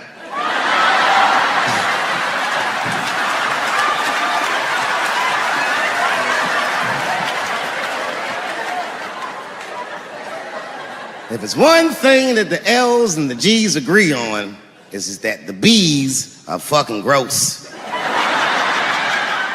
They seem greedy to the L's and the G's, you know what I mean? They're just sitting in the back seat like, yeah, man, I'll fuck anybody in this car. What's going on, man?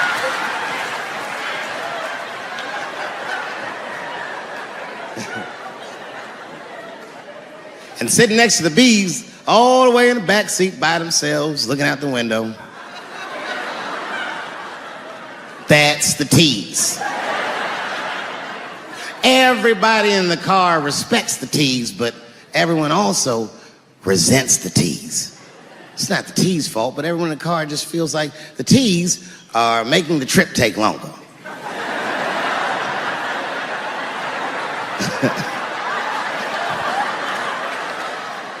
Anything the T's say gets on everybody's nerves. And then the T's don't even say anything bad. They just be in the back talking to themselves.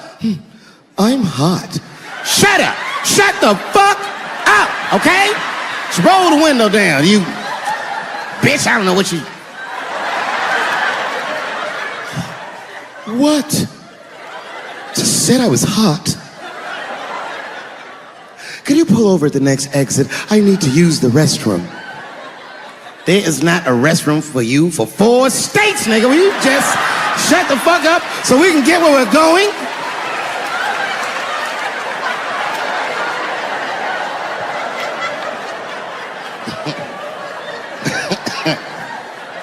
And just when that car can't get any more tense, the Q's are a hitchhiker that they pick up on the road. Some white dude in booty shorts is walking down the freeway.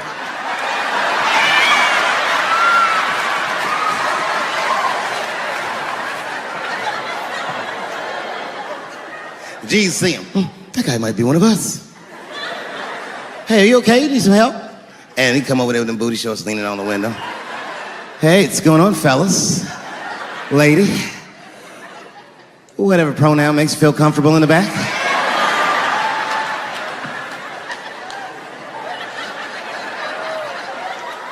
Yeah, I don't really know where I'm going. I don't know if I'm gay or I'm straight or whatever.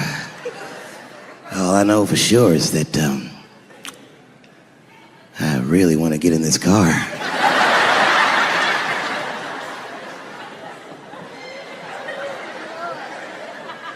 And they make him get in and sit in between the B's and the T's. I feel bad for T's, but they're so confusing. And it's not all my fault. I feel like they need to take some responsibility for my jokes. Because I didn't come up with this idea on my own. This idea that a person can be born in the wrong body. But they have to admit, that's a fucking hilarious predicament. It's really fucking funny. If it happened to me, you'd laugh, wouldn't you? That wouldn't be funny if it happened to me? I think it would be. What if it did? What if I was Chinese, but born in this nigga body? That's not funny.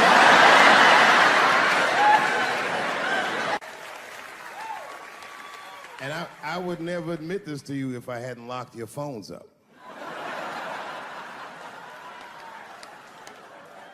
But it was the weirdest thing. Like when I read this letter, the shit made me feel bad. I didn't feel bad about what I said, you understand? I felt bad that I made somebody else feel bad. To be honest, I don't even know what I said that upset that person. I have so many transgender jokes.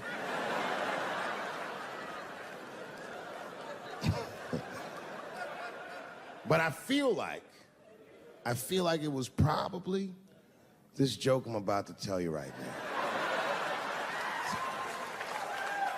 And it's not even that bad of a joke. It's a true joke. I mean, it's not true, but I had read in the paper that Caitlyn Jenner was contemplating posing nude in an upcoming issue of Sports Illustrated.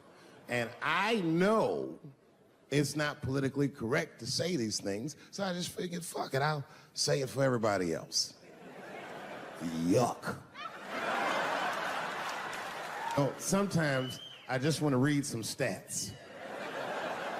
I don't know why you're gonna cram some man pussy in the middle of the sports page like this. I just didn't think that was the place for it. But I wasn't saying anything like Caitlyn Jenner's a bad person. I'm not mad at her for doing it. Not even mad at Sports Illustrated. If I'm mad at somebody, I'm probably just mad at myself. You understand? Because deep down, I know that I am not strong enough to not look at those pictures.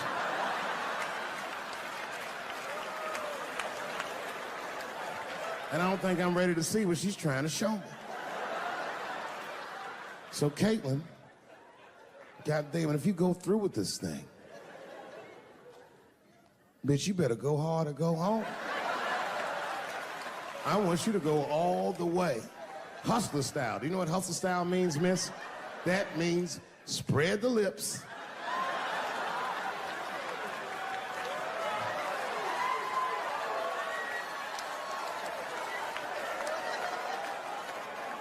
I hope she spreads her lips and there's an itty bitty dick inside. Ah!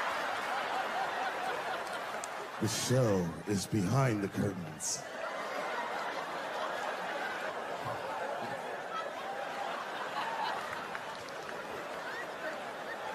I don't know what I said that upset that person. But I'm gonna tell you something. When I read that letter, and the moments after I read it, I did something that many black men in America do not have the time or the money to do. I thought about how I felt.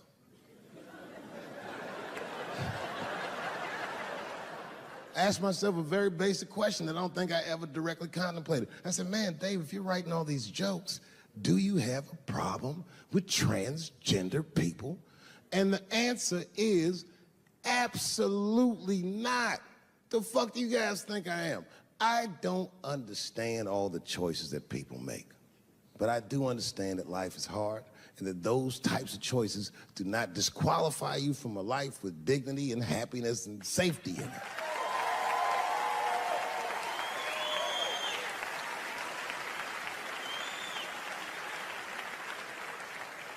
But if I'm honest,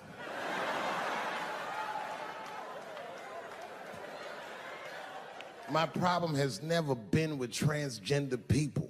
My problem is transgender people. I just feel like these things should not be discussed in front of the blacks. It's fucking insulting, all this talk about how these people feel inside. Since when has America given a fuck how any of us feel inside?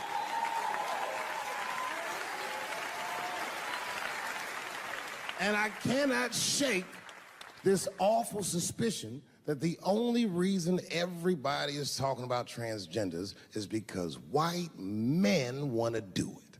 That's right. I just said that. If it was just women that felt that way, or black dudes and Mexican dudes being like, hey, y'all, we feel like girls inside, they'd be like, shut up, nigger. No one asked you how you felt. Come on, everybody, we have strawberries to pick. It reeks of white privilege.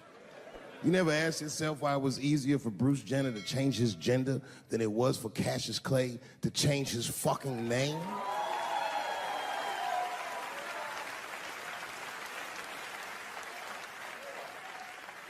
And if I were to be brutally honest, the only reason I ever been mad at the transgender community is because I was at these niggas for 6 songs straight. I had no idea. And then the lights came up and I saw them knuckles. I said, oh no! And everybody was laughing at me, how world stopped. I said, why didn't you say anything? And then I heard that sultry voice. I didn't say anything, Dave Chappelle, because I was having a wonderful time. And I wasn't sure how you'd feel about it. I said, you knew how I'd feel. And she said, I'm going home. I don't want any trouble from you. I said, home, it's only 2 songs left. I mean, we might as well finish the night. And we ended up having breakfast together. Oh, grow up, that doesn't make me gay. I just titty fucked her. His titties are as real as any titties in LA. It's 2 o'clock in the morning. I was just borrowing a little friction from a stranger. Whoops. Although Dave Chappelle, the black American, he was a little jealous. I was like, how the fuck are transgender people beating black people in the discrimination Olympics? If the police shot half as many transgenders as they did niggas last year, it'd be a fucking war in LA. I know black dudes in Brooklyn, hard street motherfuckers that wear high heels just to feel safe.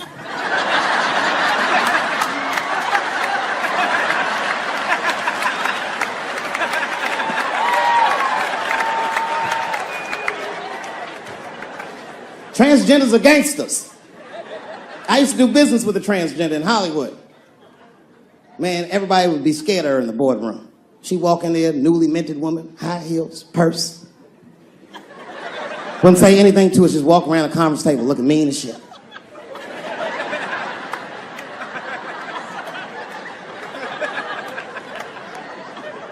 And then she walked to the head of the conference table, stare at us all, reach in her purse, and pull her old dick out and throw it on the table. Let's talk business, gentlemen. Ah!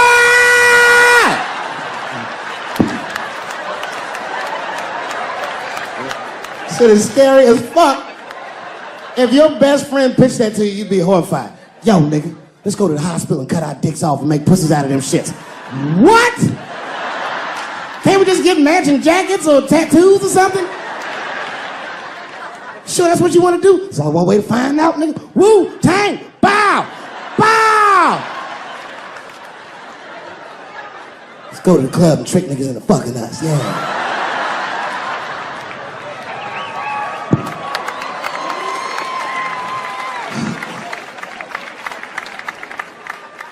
The third time I met O.J. Simpson.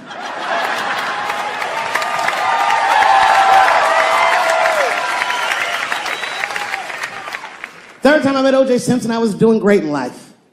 I just finished the 2nd season of Chappelle Show. Man, those were good days.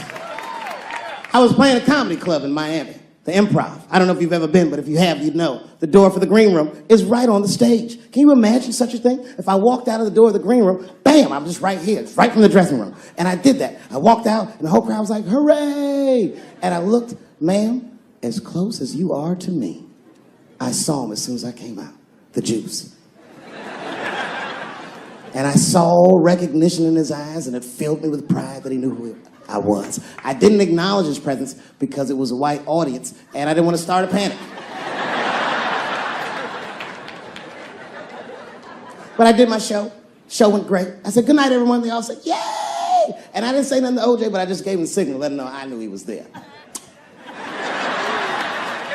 And I walked into the green room, and OJ was already in there. I was like, how the fuck is this possible? I was scared. And then my friends came in, and we all started talking. We sat down on the couch, and I'm just telling you what I saw with my own eyes. You can believe me or not believe me. But in my experience, O.J. Simpson, one of the nicest men I'd ever met. He was nice to me. He was nice to my friends. The conversation was filled with warmth and levity, humor, and wisdom. We talked for 90 minutes, and then suddenly the Juice said, you know what? I've got to be going. But it's good to see you again, and I'm glad things went so well. I said, thanks, Juice. And my friend said, yeah, goodbye, Mr. Juice. They're new to the game. He said, no, thank you for your hospitality. Good night, guys. And we said, good night. And he just walked out of the room. And as soon as the door closed, we all looked at each other like, that nigga did that shit. I could feel like murder in the room. Every cent of that $12,000 ticket done. That was fantastic. Well, it's a pleasure to be here at the Illuminati bake sale or wherever this thing is that I'm at. I gotta tell you, I was nervous. Hey, how you doing? You know, it's funny when you see a black person in a room like that, you're like, oh, she owns BET.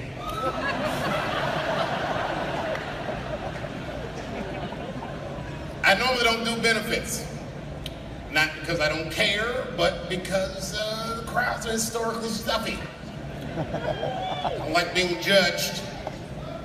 I love you, bro. In a very impersonal way, I should add. I can't even see who said that. I haven't been back in New York in a while, especially for something like this. I was here years ago.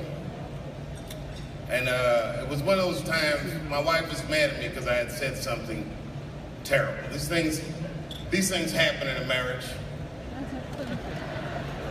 We always say the meanest things to the people we love the most. And it's not that we mean them, it's just that we know that these people love us and they'll let us say these things. And it makes us feel better. So this particular time I was in town for a protest. It was during Occupy Wall Street. I wasn't here for Occupy Wall Street, I was here for a lesser known protest called Occupy Luxury Suite. It was day 6. I was bored, it was late in the afternoon, so I figured maybe I'd call some of my friends in New York and tell them I was in town, have a nice lunch. And I did. I called them up, we had made plans, and then I went outside to catch a cab. And that's when reality set in. I'm still black in America. It was 4 o'clock, it was hot. You know how New York gets in the summer when it's hot? It was that sweltering, do the right thing heat. And I'm standing out there trying to catch a cab, and I can't catch a cab to save my life. But then I remembered I was staying in a luxury suite, and there's a guy there that's supposed to help me out. So I go to him, and I say, sir, I'm having a very difficult time catching a cab, and I'm against the hotel. And he said, Mr. Chappelle, absolutely. Why don't you wait in the bushes, and we'll get a cab for you. And I said, that's a great idea. So I hide in the bushes, and I'm waiting for this guy to catch a cab, and it's taking him a long time too.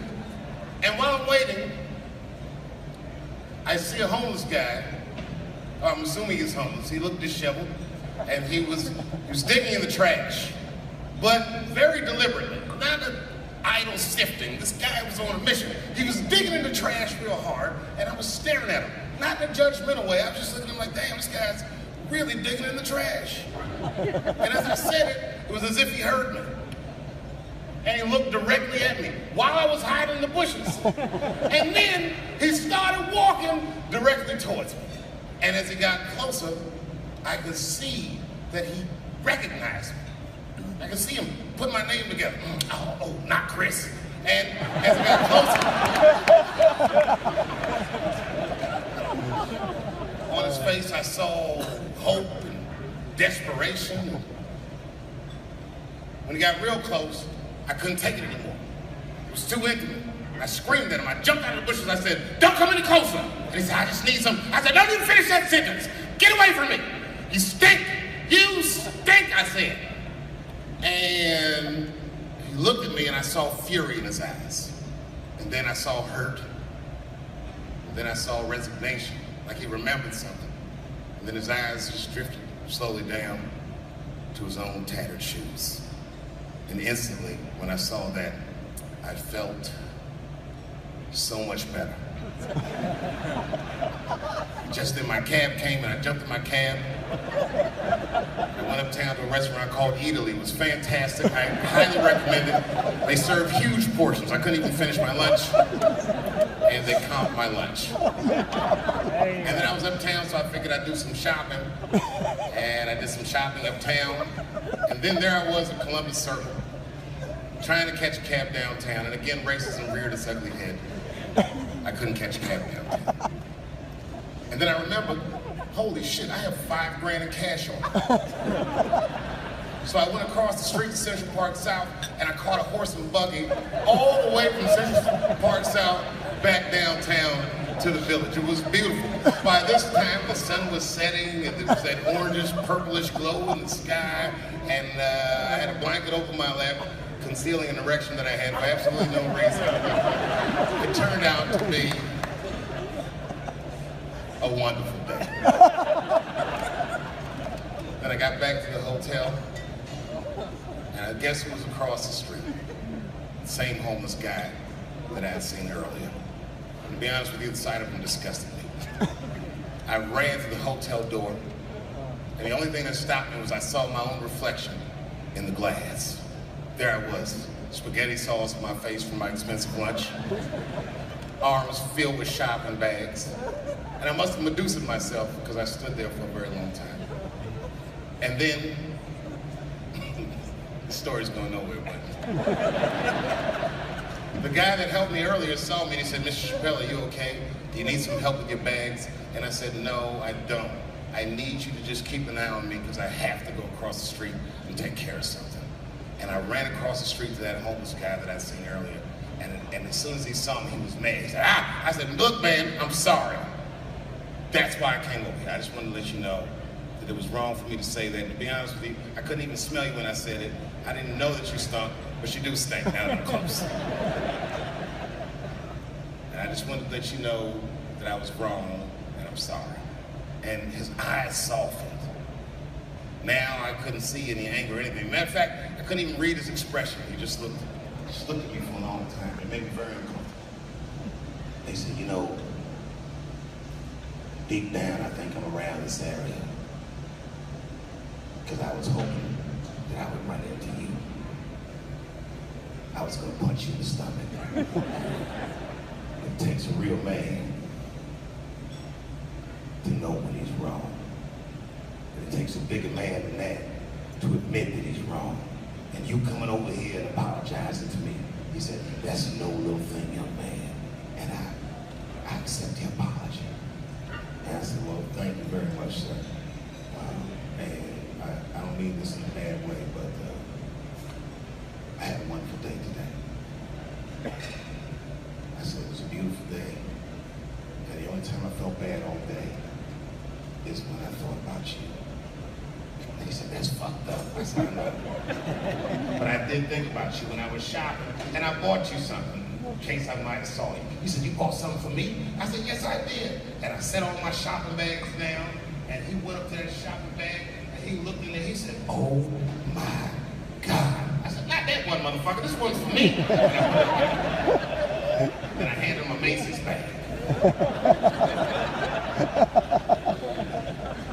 He said, oh my God, is this for me? He said, for you, go ahead, look. He said, this is a brand new lime green velour Sean John sweatsuit. I said, yep, same shit Puffy wears. And he said, man, thanks, young man. And he started to put it on right there on the street. I said, wait a minute, that's not all. Look in the pocket. They looked in the pocket, and he was like, is this a, I said, that's right. A marijuana cigarette? I said, yes, that's right. He said, I have not smoked marijuana since Vietnam without smoking, if you smoke it with me. I said, well, I hadn't planned on putting my lips on the same joint as you. Sure, why not? I'll light it first. And I lit the joint. We literally sat there on the dumpster right there in Soho. Smoked weed. Me and this homeless dude. He had on that lime green sweatsuit. Kind of looked like Oscar Grouch, as the son was saying. I know you guys are mad right now, but the point is this. We are all incredibly privileged people. And you know, I was the first guy on television to ever say, give Donald Trump a chance. I know, I fucked up, I shouldn't say that. Huge mistake on my part.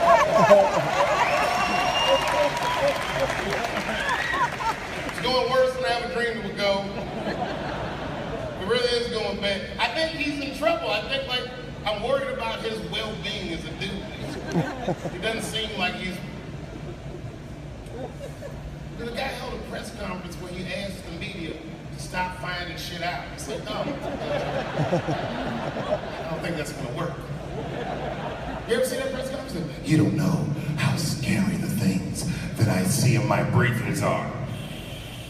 I don't think you're supposed to tell us that, sir. Tell us that shit is scary. Who does that? Even as a parent, do you do that? So the kids saying, hey, little man, look, I'm 3 months behind on the rent, and I'm worried this month. I don't know if it's gonna work out. Go to school and have a productive day.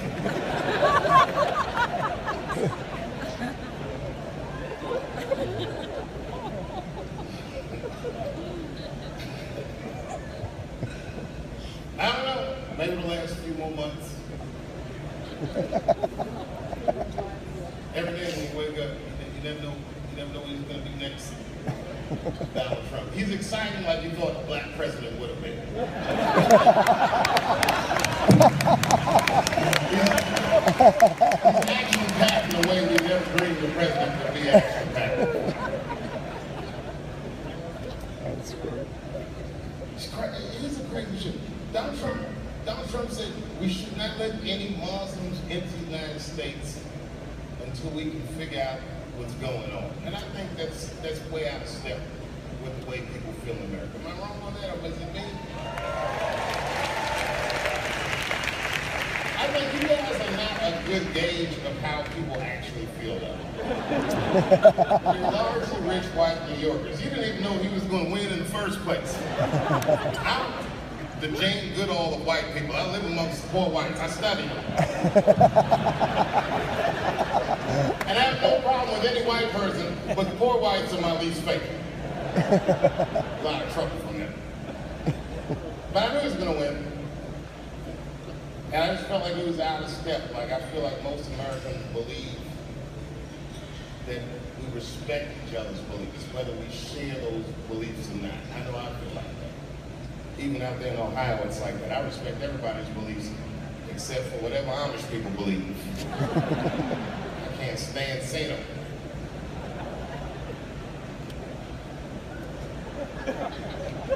See, I took a long pause because I meant that shit. I don't respect other beliefs.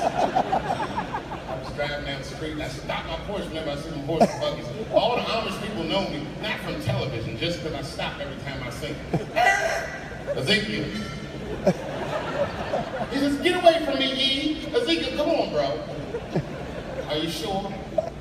You sure God doesn't want you to have any of this technology? He said, you tried to tempt me like the devil. Devil! I'm trying to put you onto the game. I just went 30 miles in 25 minutes. It's a big world, Ezekiel. You don't even know what the weather's going to be tomorrow, do you? You don't even know there's a valuable Pokemon on your shoulder. Blink, tap, tap.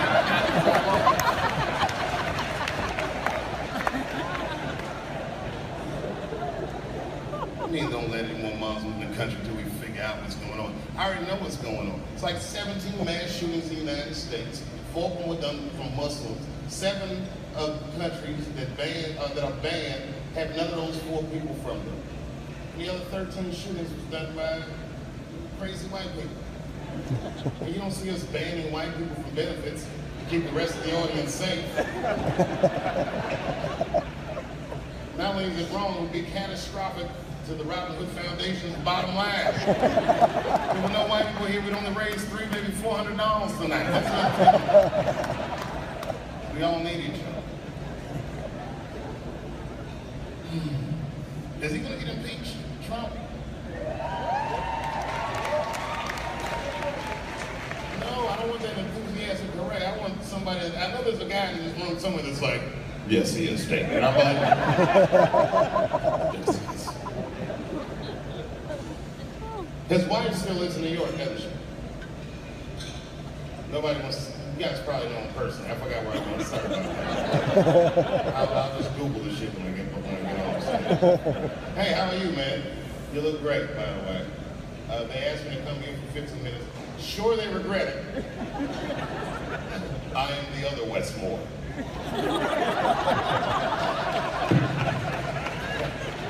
I read that. The other Westmore. I know Westmore is in here somewhere. Congratulations, West. Every time I see you, I'm impressed beyond my wildest dreams. Never met Wes personally, but I'm definitely impressed. You know, because I know, Wes, is that you? Hey, man, it's very good to meet you. Boy. Yeah, tough time for the blacks. I'm not going to say nothing about the police. I'll leave that for Chris Rock.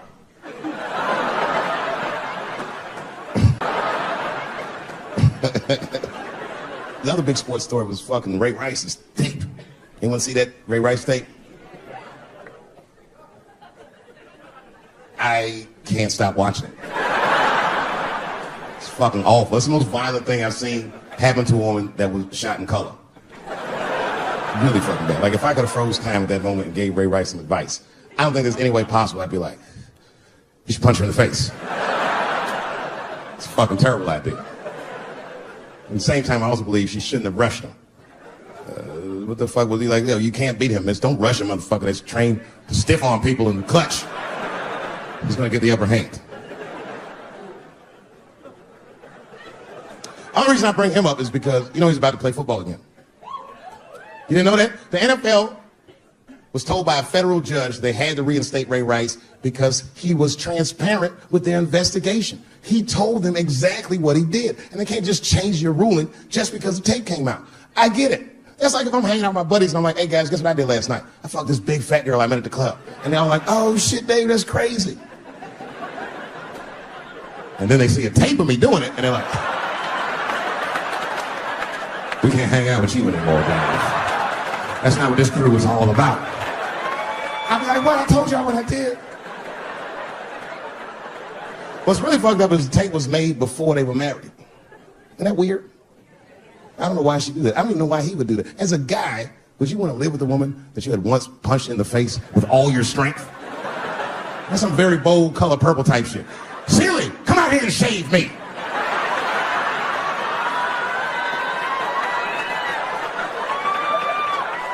You out of your fucking mind?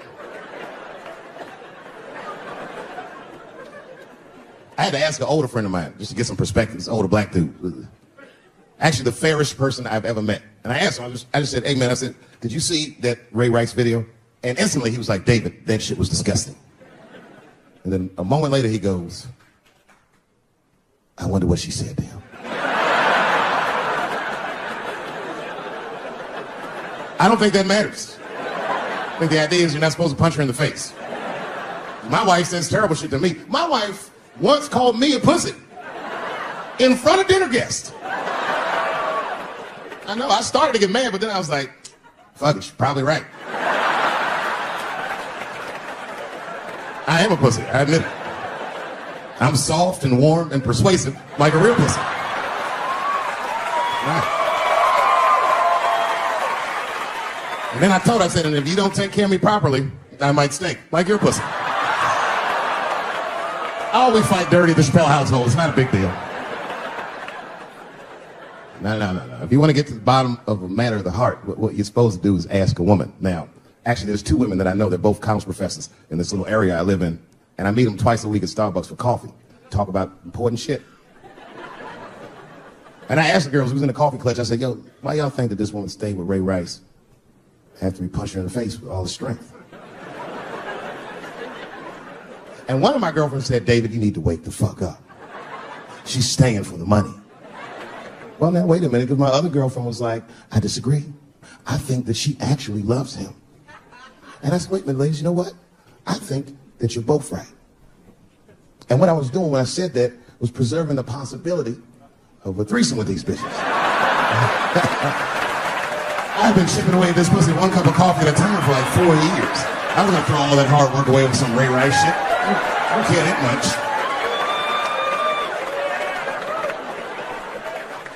I'm just being real. It's fucked up, man. It's a tough time for the blacks. I love you too. And then here comes the banana peel. I'm waiting on it in a second.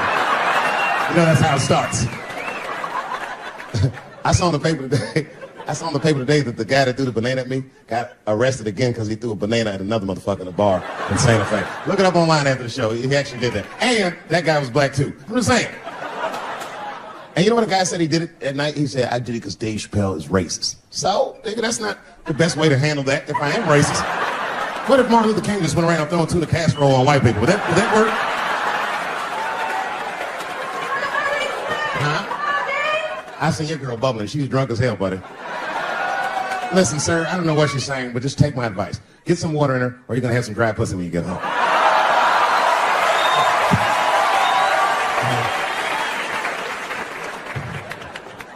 His dick's going to be shaped the fuck up tomorrow. Santa Maria. Who got a cigarette in here? Anyone got a cigarette in the bar?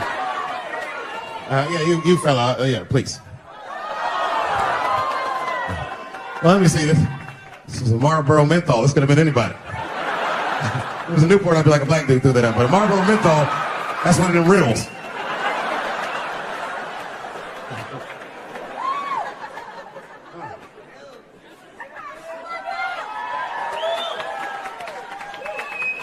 Is the word pussy offensive? All right, just checking. I asked that crowd when we was in Denver, I said, is the word pussy offensive? And the whole crowd said no, except for two people. One was a woman in the front. She's older than me, maybe around my age. Definitely a feminist. You know what I mean? Short haircut, plaid shirt, you know what I'm saying? And she didn't say it offended her. What she said is, she said, I'm uncomfortable with that word. And I was like, really? You? And then before I could ask him why, there was one other guy, he was in the balcony. Now, I don't think he was saying this to me, but he said this. Everybody heard him say it. He goes, it's delicious.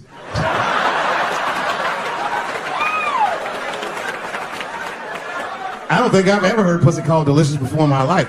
Now, this is not to say that it's bad, but it's definitely an acquired taste. I don't think any of us tasted pussy our first time like, it needs something. You know, it's illegal for a gynecologist to say the word pussy. They can only say vagina, or they can name individual parts medically, but they can never say shorthand, even if the gynecologist is a woman. I feel like if it's a woman gynecologist, it's cool. Like, am I all right? She's like, girl, that pussy is.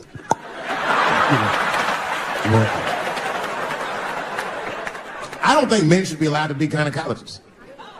That shit is a conflict of interest. Even when my wife was pregnant, we used to go to the gynecologist. And he'd put her legs up in that stirrup like this. He'd be like, all right, Mr. Chappelle, just try to relax. I push, back up, motherfucker, I got this. Just tell me what to look for.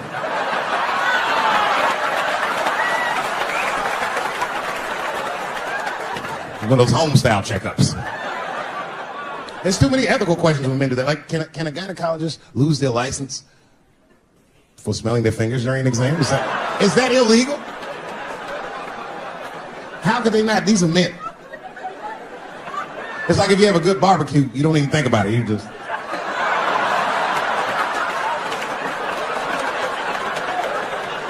The word pussy is only offensive if you're older. People my age and younger, I don't think we dance to that shit. The song come on the radio, it's I beat the pussy up. That's on the radio. I beat the pussy up. That's a pretty harsh song. It's like nothing like a love song. There's no tracks of his tears, no midnight trains to Georgia. This man simply beats the pussy up. Unbelievable. You don't even know if he's having sex with these women. They might just pull their pants down. He'd be like, bah! G-Unit. Like he'd be watching HBO. Hi, I'm Larry Merchant, standing here ringside with the pussy after a devastating bout with 50 Cent. Pussy, come over here and let me talk to you for a second. My God, you look terrible. Your lips seem to be swollen. You're bleeding a little bit. Tell me, pussy, what happened inside of that ring with 50? I don't know, Larry. I felt really good in the first round. I was ready to fight. It's warm and moist, and I don't know, if you just hit it from angles I wasn't expecting. The front, left, backside surprised me the most. Well, pussy, let's take a look at round 4. This is where it all went wrong for you. Here you come out of your corner, pussy. You're fighting really good. It looks like you got 50 with a right and a left, but then 50 slips your jab, and there, right there. You see that? He punches you right on that little bean thing you have on top of your head. I don't know what that is. But there's 50 just pounding away at that bean over and over. Now, pussy, tell me, what goes through a fighter's mind when their bean gets rattled around like that? I don't think I was thinking anything, Larry. You know, I'm a real good defensive fighter. It's real hard to get to me. I've never been punched directly on my bean before. As a matter of fact, most fighters don't even know that bean exists. I guess he just hit me, then I lost control of my legs. I don't know what else to tell you. I like when Lil Wayne talks about pussy. Lil Wayne used to have that song. He say, I got a bitch that plays movies in my jacuzzi. And then it goes like this. Pussy juicy. That shit always makes me laugh. Because no guy says that. Only Lil Wayne says some shit like that. If you was fucking a girl, she's like, is this pussy good? Like, man, it's juicy. It's good. The pussy was juicy. That's why I'm not Lil Wayne, because if I was in a hot tub with a girl and I could tell that the pussy was juicy while I was in the hot tub, I'd probably get out of the tub. I'm a germaphobe. I just picture Lil Wayne like, what is this strange oil floating in my hot tub water? It's pussy juice. That shit was so funny to me, I must have wrote like no less than 40 jokes with the punchline pussy juice. And all of them worked to some degree 100% of the time. I'll do one more just so you believe it, okay? All right, and this next piece, it's a special episode of CSI. For some reason, Lil Wayne is guest starring as the lead detective, okay? That's the setup, are you ready? Here it goes. Has anyone else been on this crime scene? No. It's very strange. This place is virtually undisturbed. No forced entry. No sign of a struggle. Shine your flashlight right here. I just sniffed at something. What is this? What is this? It glistens in the light. Smooth to the touch.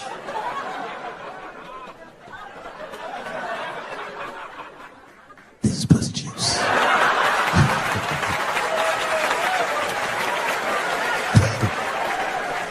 She must have been sitting Indian style.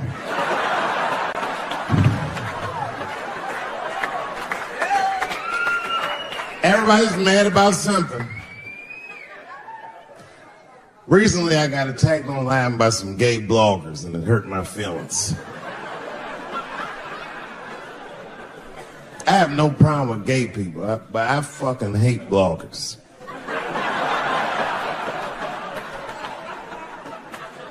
I'm not saying it because this person's gay. They was acting like a bitch online. They was like mischaracterizing my jokes, trying to make a point off of me.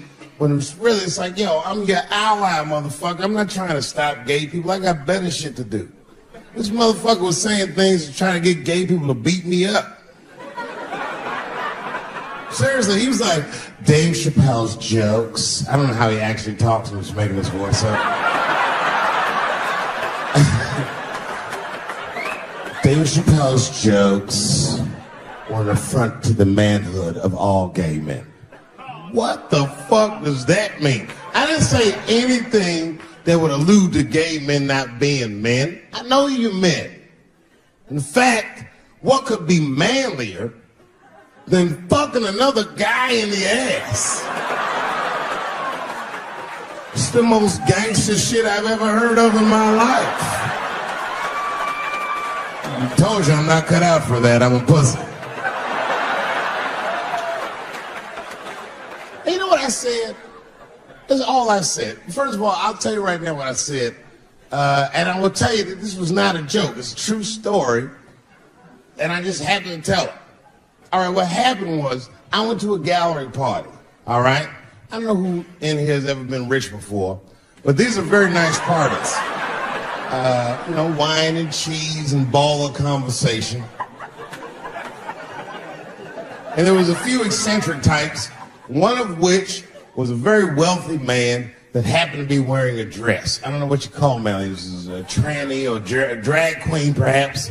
Whatever it was, this is definitely a man. And this man was definitely on drugs. I don't know what kind of drugs he's on, but I knew he had too much. He didn't look good. It's like this, he's like, he looked sick. And all his friends were standing around him, concerned, trying to revive him. I don't know what it looked like, some kind of gay CPR, just fanning and shit.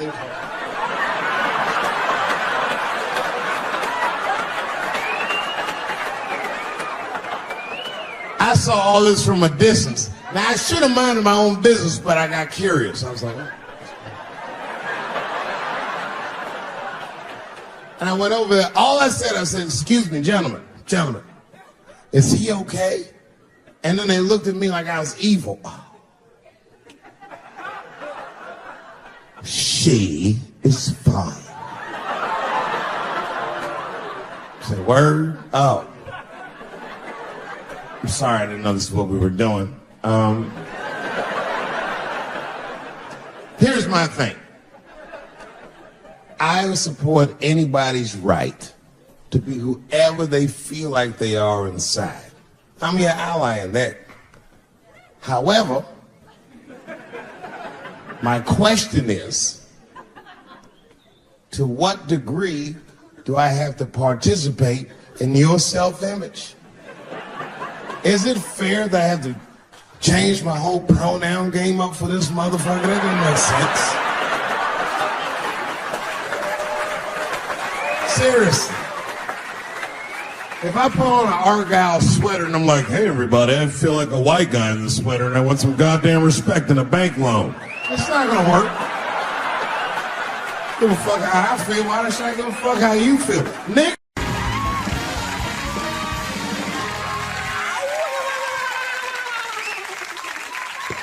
All right, everybody, we are back. My first guest is the star of the Comedy Central series Chappelle's Show. This Saturday, you can see him in his Showtime special, Dave Chappelle, For What It's Worth. Please welcome, hottest guy out there right now, Dave Chappelle.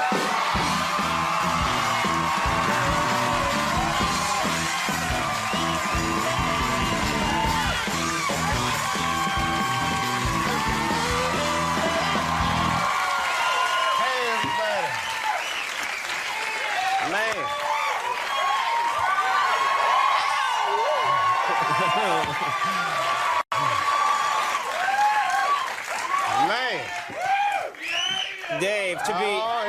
here we go. To be fair, some of that was spillover from my monologue. Show some love. Dancers ready. I got nothing tonight, buddy. How are you? I've been. You know, when I wear that shirt, I don't get away with it. You know what? Hi, everybody. Yeah. That's right. How are you? I'm great, man. You're great. You're doing it's just amazing. First of all, I'm blown away by what's happened to me this summer. It's been incredible. Yeah, and I don't want to embarrass you, but that's part of my job. You made this deal everybody's been talking about, and no one deserves this more than you. Sometimes people in show business make these deals, and you think, that's scum. But, Eric Estrada, what? I'm after Estrada. He's getting away with murder. But no, but you made this deal, Comedy Central, huge deal, $50 million deal. Everybody's talking about it. What are you going to do with that money? How has this changed your life? Nothing's changed, man. I spent $100 grand on leather pants. But you were probably doing that before. I mean, yeah, it's all the same. I've been giraffe shopping with the Jacksons. But other than that, it's just the usual stuff. It's just that my old friends aren't into giraffes like I am now. Right. They can't keep up with me. They can't keep up with you. It's just a difference. What about offers to do movies? You know, I mean, I know you've done movie work before, but now you're this hot, the phone's got to be ringing off the hook. Yeah, it's funny, because before I wasn't getting any movie offers, and now I get a lot of offers for, like, bad movies. Like those Planet of the Apes type roles. What? You saw that movie, Planet of the Apes, with Mark Wahlberg. The remake, yeah. Well, yeah, they're both racist to me, man. Like, the first one was like, you know, just get your damn dirty ape hands off me. I'm like, oh, come on, what are you really talking about? Or like, and then I see the new one, I'm thinking, this is a more progressive time, this will not be as racist. And then they had the apes was setting the dinner. Yeah, I'm not even making this up, they was eating watermelon. I was like, oh, come on, man. So the apes was eating watermelon. And then, like, later on in the movie, they're running from the apes and, like, running in the water because the apes can't swim. Which is like, oh, word, but see, these apes can talk, but they can't swim. And then at the end, it's like, when I seen the ape smoking a Newport, I just got up and... Yeah, you're right. That's not good. That's another thing that's changed since I made all this money. I stopped smoking menthol. There you go. I didn't stop smoking, but I don't smoke anything that they market to black people. Really? That's where the poison is, as far as I'm concerned. I can't make take it that easy, baby. I keep them confused. I'll smoke stuff like Virginia Slims. I look at the box like, nobody's gonna hurt this white woman. Give me 2 packs of Virginia Slims. It's not right. I just, smoking is bad, everybody. Kids, if you're watching, don't smoke. But it's pretty funny to talk about. Yeah. Now, I don't want to pry, but I'm going to take a shot at this. Who are you going to vote for in this election? You know, it's funny. I was really into Kerry. Mm-hmm. Then when I got all this money, now Bush is looking a little better now that I got this money. I'm torn. It changes. I mean, I'm black, yet I'm rich now, so I just go, oh, the feelings I have inside, I don't know. Oh, what are you gonna do? Which one of these white people gonna take care of me? You gonna be in that voting booth with your Virginia Slims, thinking about it. In my leather pants and ascot. Giraffe's gonna lean in, hurry up! Let's go! Now, are you going to be a charitable person now? Is this going to, and maybe you were before, but do you think you're going to try and help the people around you? Well, since I've joined the Republican Party, no, I'm not. That's good. They'll take care of themselves. Nah, man, I'm pretty charitable. There was, matter of fact, there was a guy that used to live in front, and he wasn't even, I shouldn't say lived, he was homeless, obviously homeless. He used to stand in front of my apartment. And one night I was coming home from shooting late, and I saw him, it was cold out, he's shivering. So I just gave him $20, which is something I didn't think about. Just get something to eat, man, whatever. And he was so grateful. I'll never forget. He was just like, thank you, brother. This means a lot. I'll never forget you. And people say that all the time. This guy never forgot. As a matter of fact, he came to my house every day after that, knocking on the door, he's like, come on, man, I just need some money. I could get something to eat. And he's shivering. I'm like, come on, dog, it's July, for real. What you want? He's like, I'm hungry, please. So he's hungry. I'm not going to turn away a hungry person. And I'm like, well, what are you trying to eat? He's like, what? A burger. I need a burger. But I'm like, I need more information. Do you want cheese on it? Do you want fries? Different burgers cost different amounts, right? I need to know how much money to give. He's like, I want some crack, okay? I want some crack. Maybe some fries, too, but mostly crack. You were wasting the guy's time. He had business to do. I felt bad, but then I'd see him and I'd try to, like, encourage him, like, when I'm coming out, like, you can beat that crack. And I guess that's, like, an annoying thing to say to a crack addict, because he's just like, all right. Easier said than done. Thank you very much for that encouraging word. Until you mentioned it, it never occurred to me. Now, I can't believe this, but you were invited to go to the Republican convention. That's true? Well, no, kind of. What happened was I was doing that Anderson Cooper show. Right. So Anderson was tied up at the convention. He's like, can we come interview you on the floor at the Republican convention, which is too much attention for me. I mean, any black dude that walks in there is going to have 1 million cameras on. If Bigfoot walked in at the same time, they'd be like, Bigfoot, so Dave Chappelle at the... Bigfoot is taking a seat with the Colorado delegation. And Dave Chappelle's a black person at the convention. Now, how are your, and again, this is about your life, but I know you got 2 boys. Yeah, man. These Did guys... I just you act like I just reminded you. Yeah. No, man. Oh, yeah. Those Yeah. guys, man. I hope y'all are watching. Y'all should be asleep. But, How are they? How are they doing? they're great. My oldest son just finished his first year of school. If you want to call it school, I mean, he's like 4. So I don't even know what they're learning. I went to one of, those parent-teacher conferences, which I was nervous, because if they say anything less than he's incredible, then I'll get mad. So, but she was like giving me his report card, like his running is great. His jumping is incredible. She goes through all the litany, she goes, but he needs to learn how to use his words more. So I'm like, what does that mean, use his words? She said, well, like at nap time, if someone's sleeping on his mat, he should come tell me and not kick that person. Was like, what you think I'm raising, a snitch? Kick him, son. You gotta go get some help. He's doing the right thing. That's right. I'm trying to get him to keep it real, you know. Keep it real. Yeah, man. I don't Good. want no son to come telling everybody to do something. Just kick him. Kick him hard. Yeah, he'll move. Just kick him. All right. Well, Dave Chappelle, for what it's worth, premieres Saturday night at 9 on Showtime. And you know what? No one deserves all the success more than this guy right here. Dave Chappelle. Keep going. Rose Byrne coming up. We'll take a break. We'll be right back.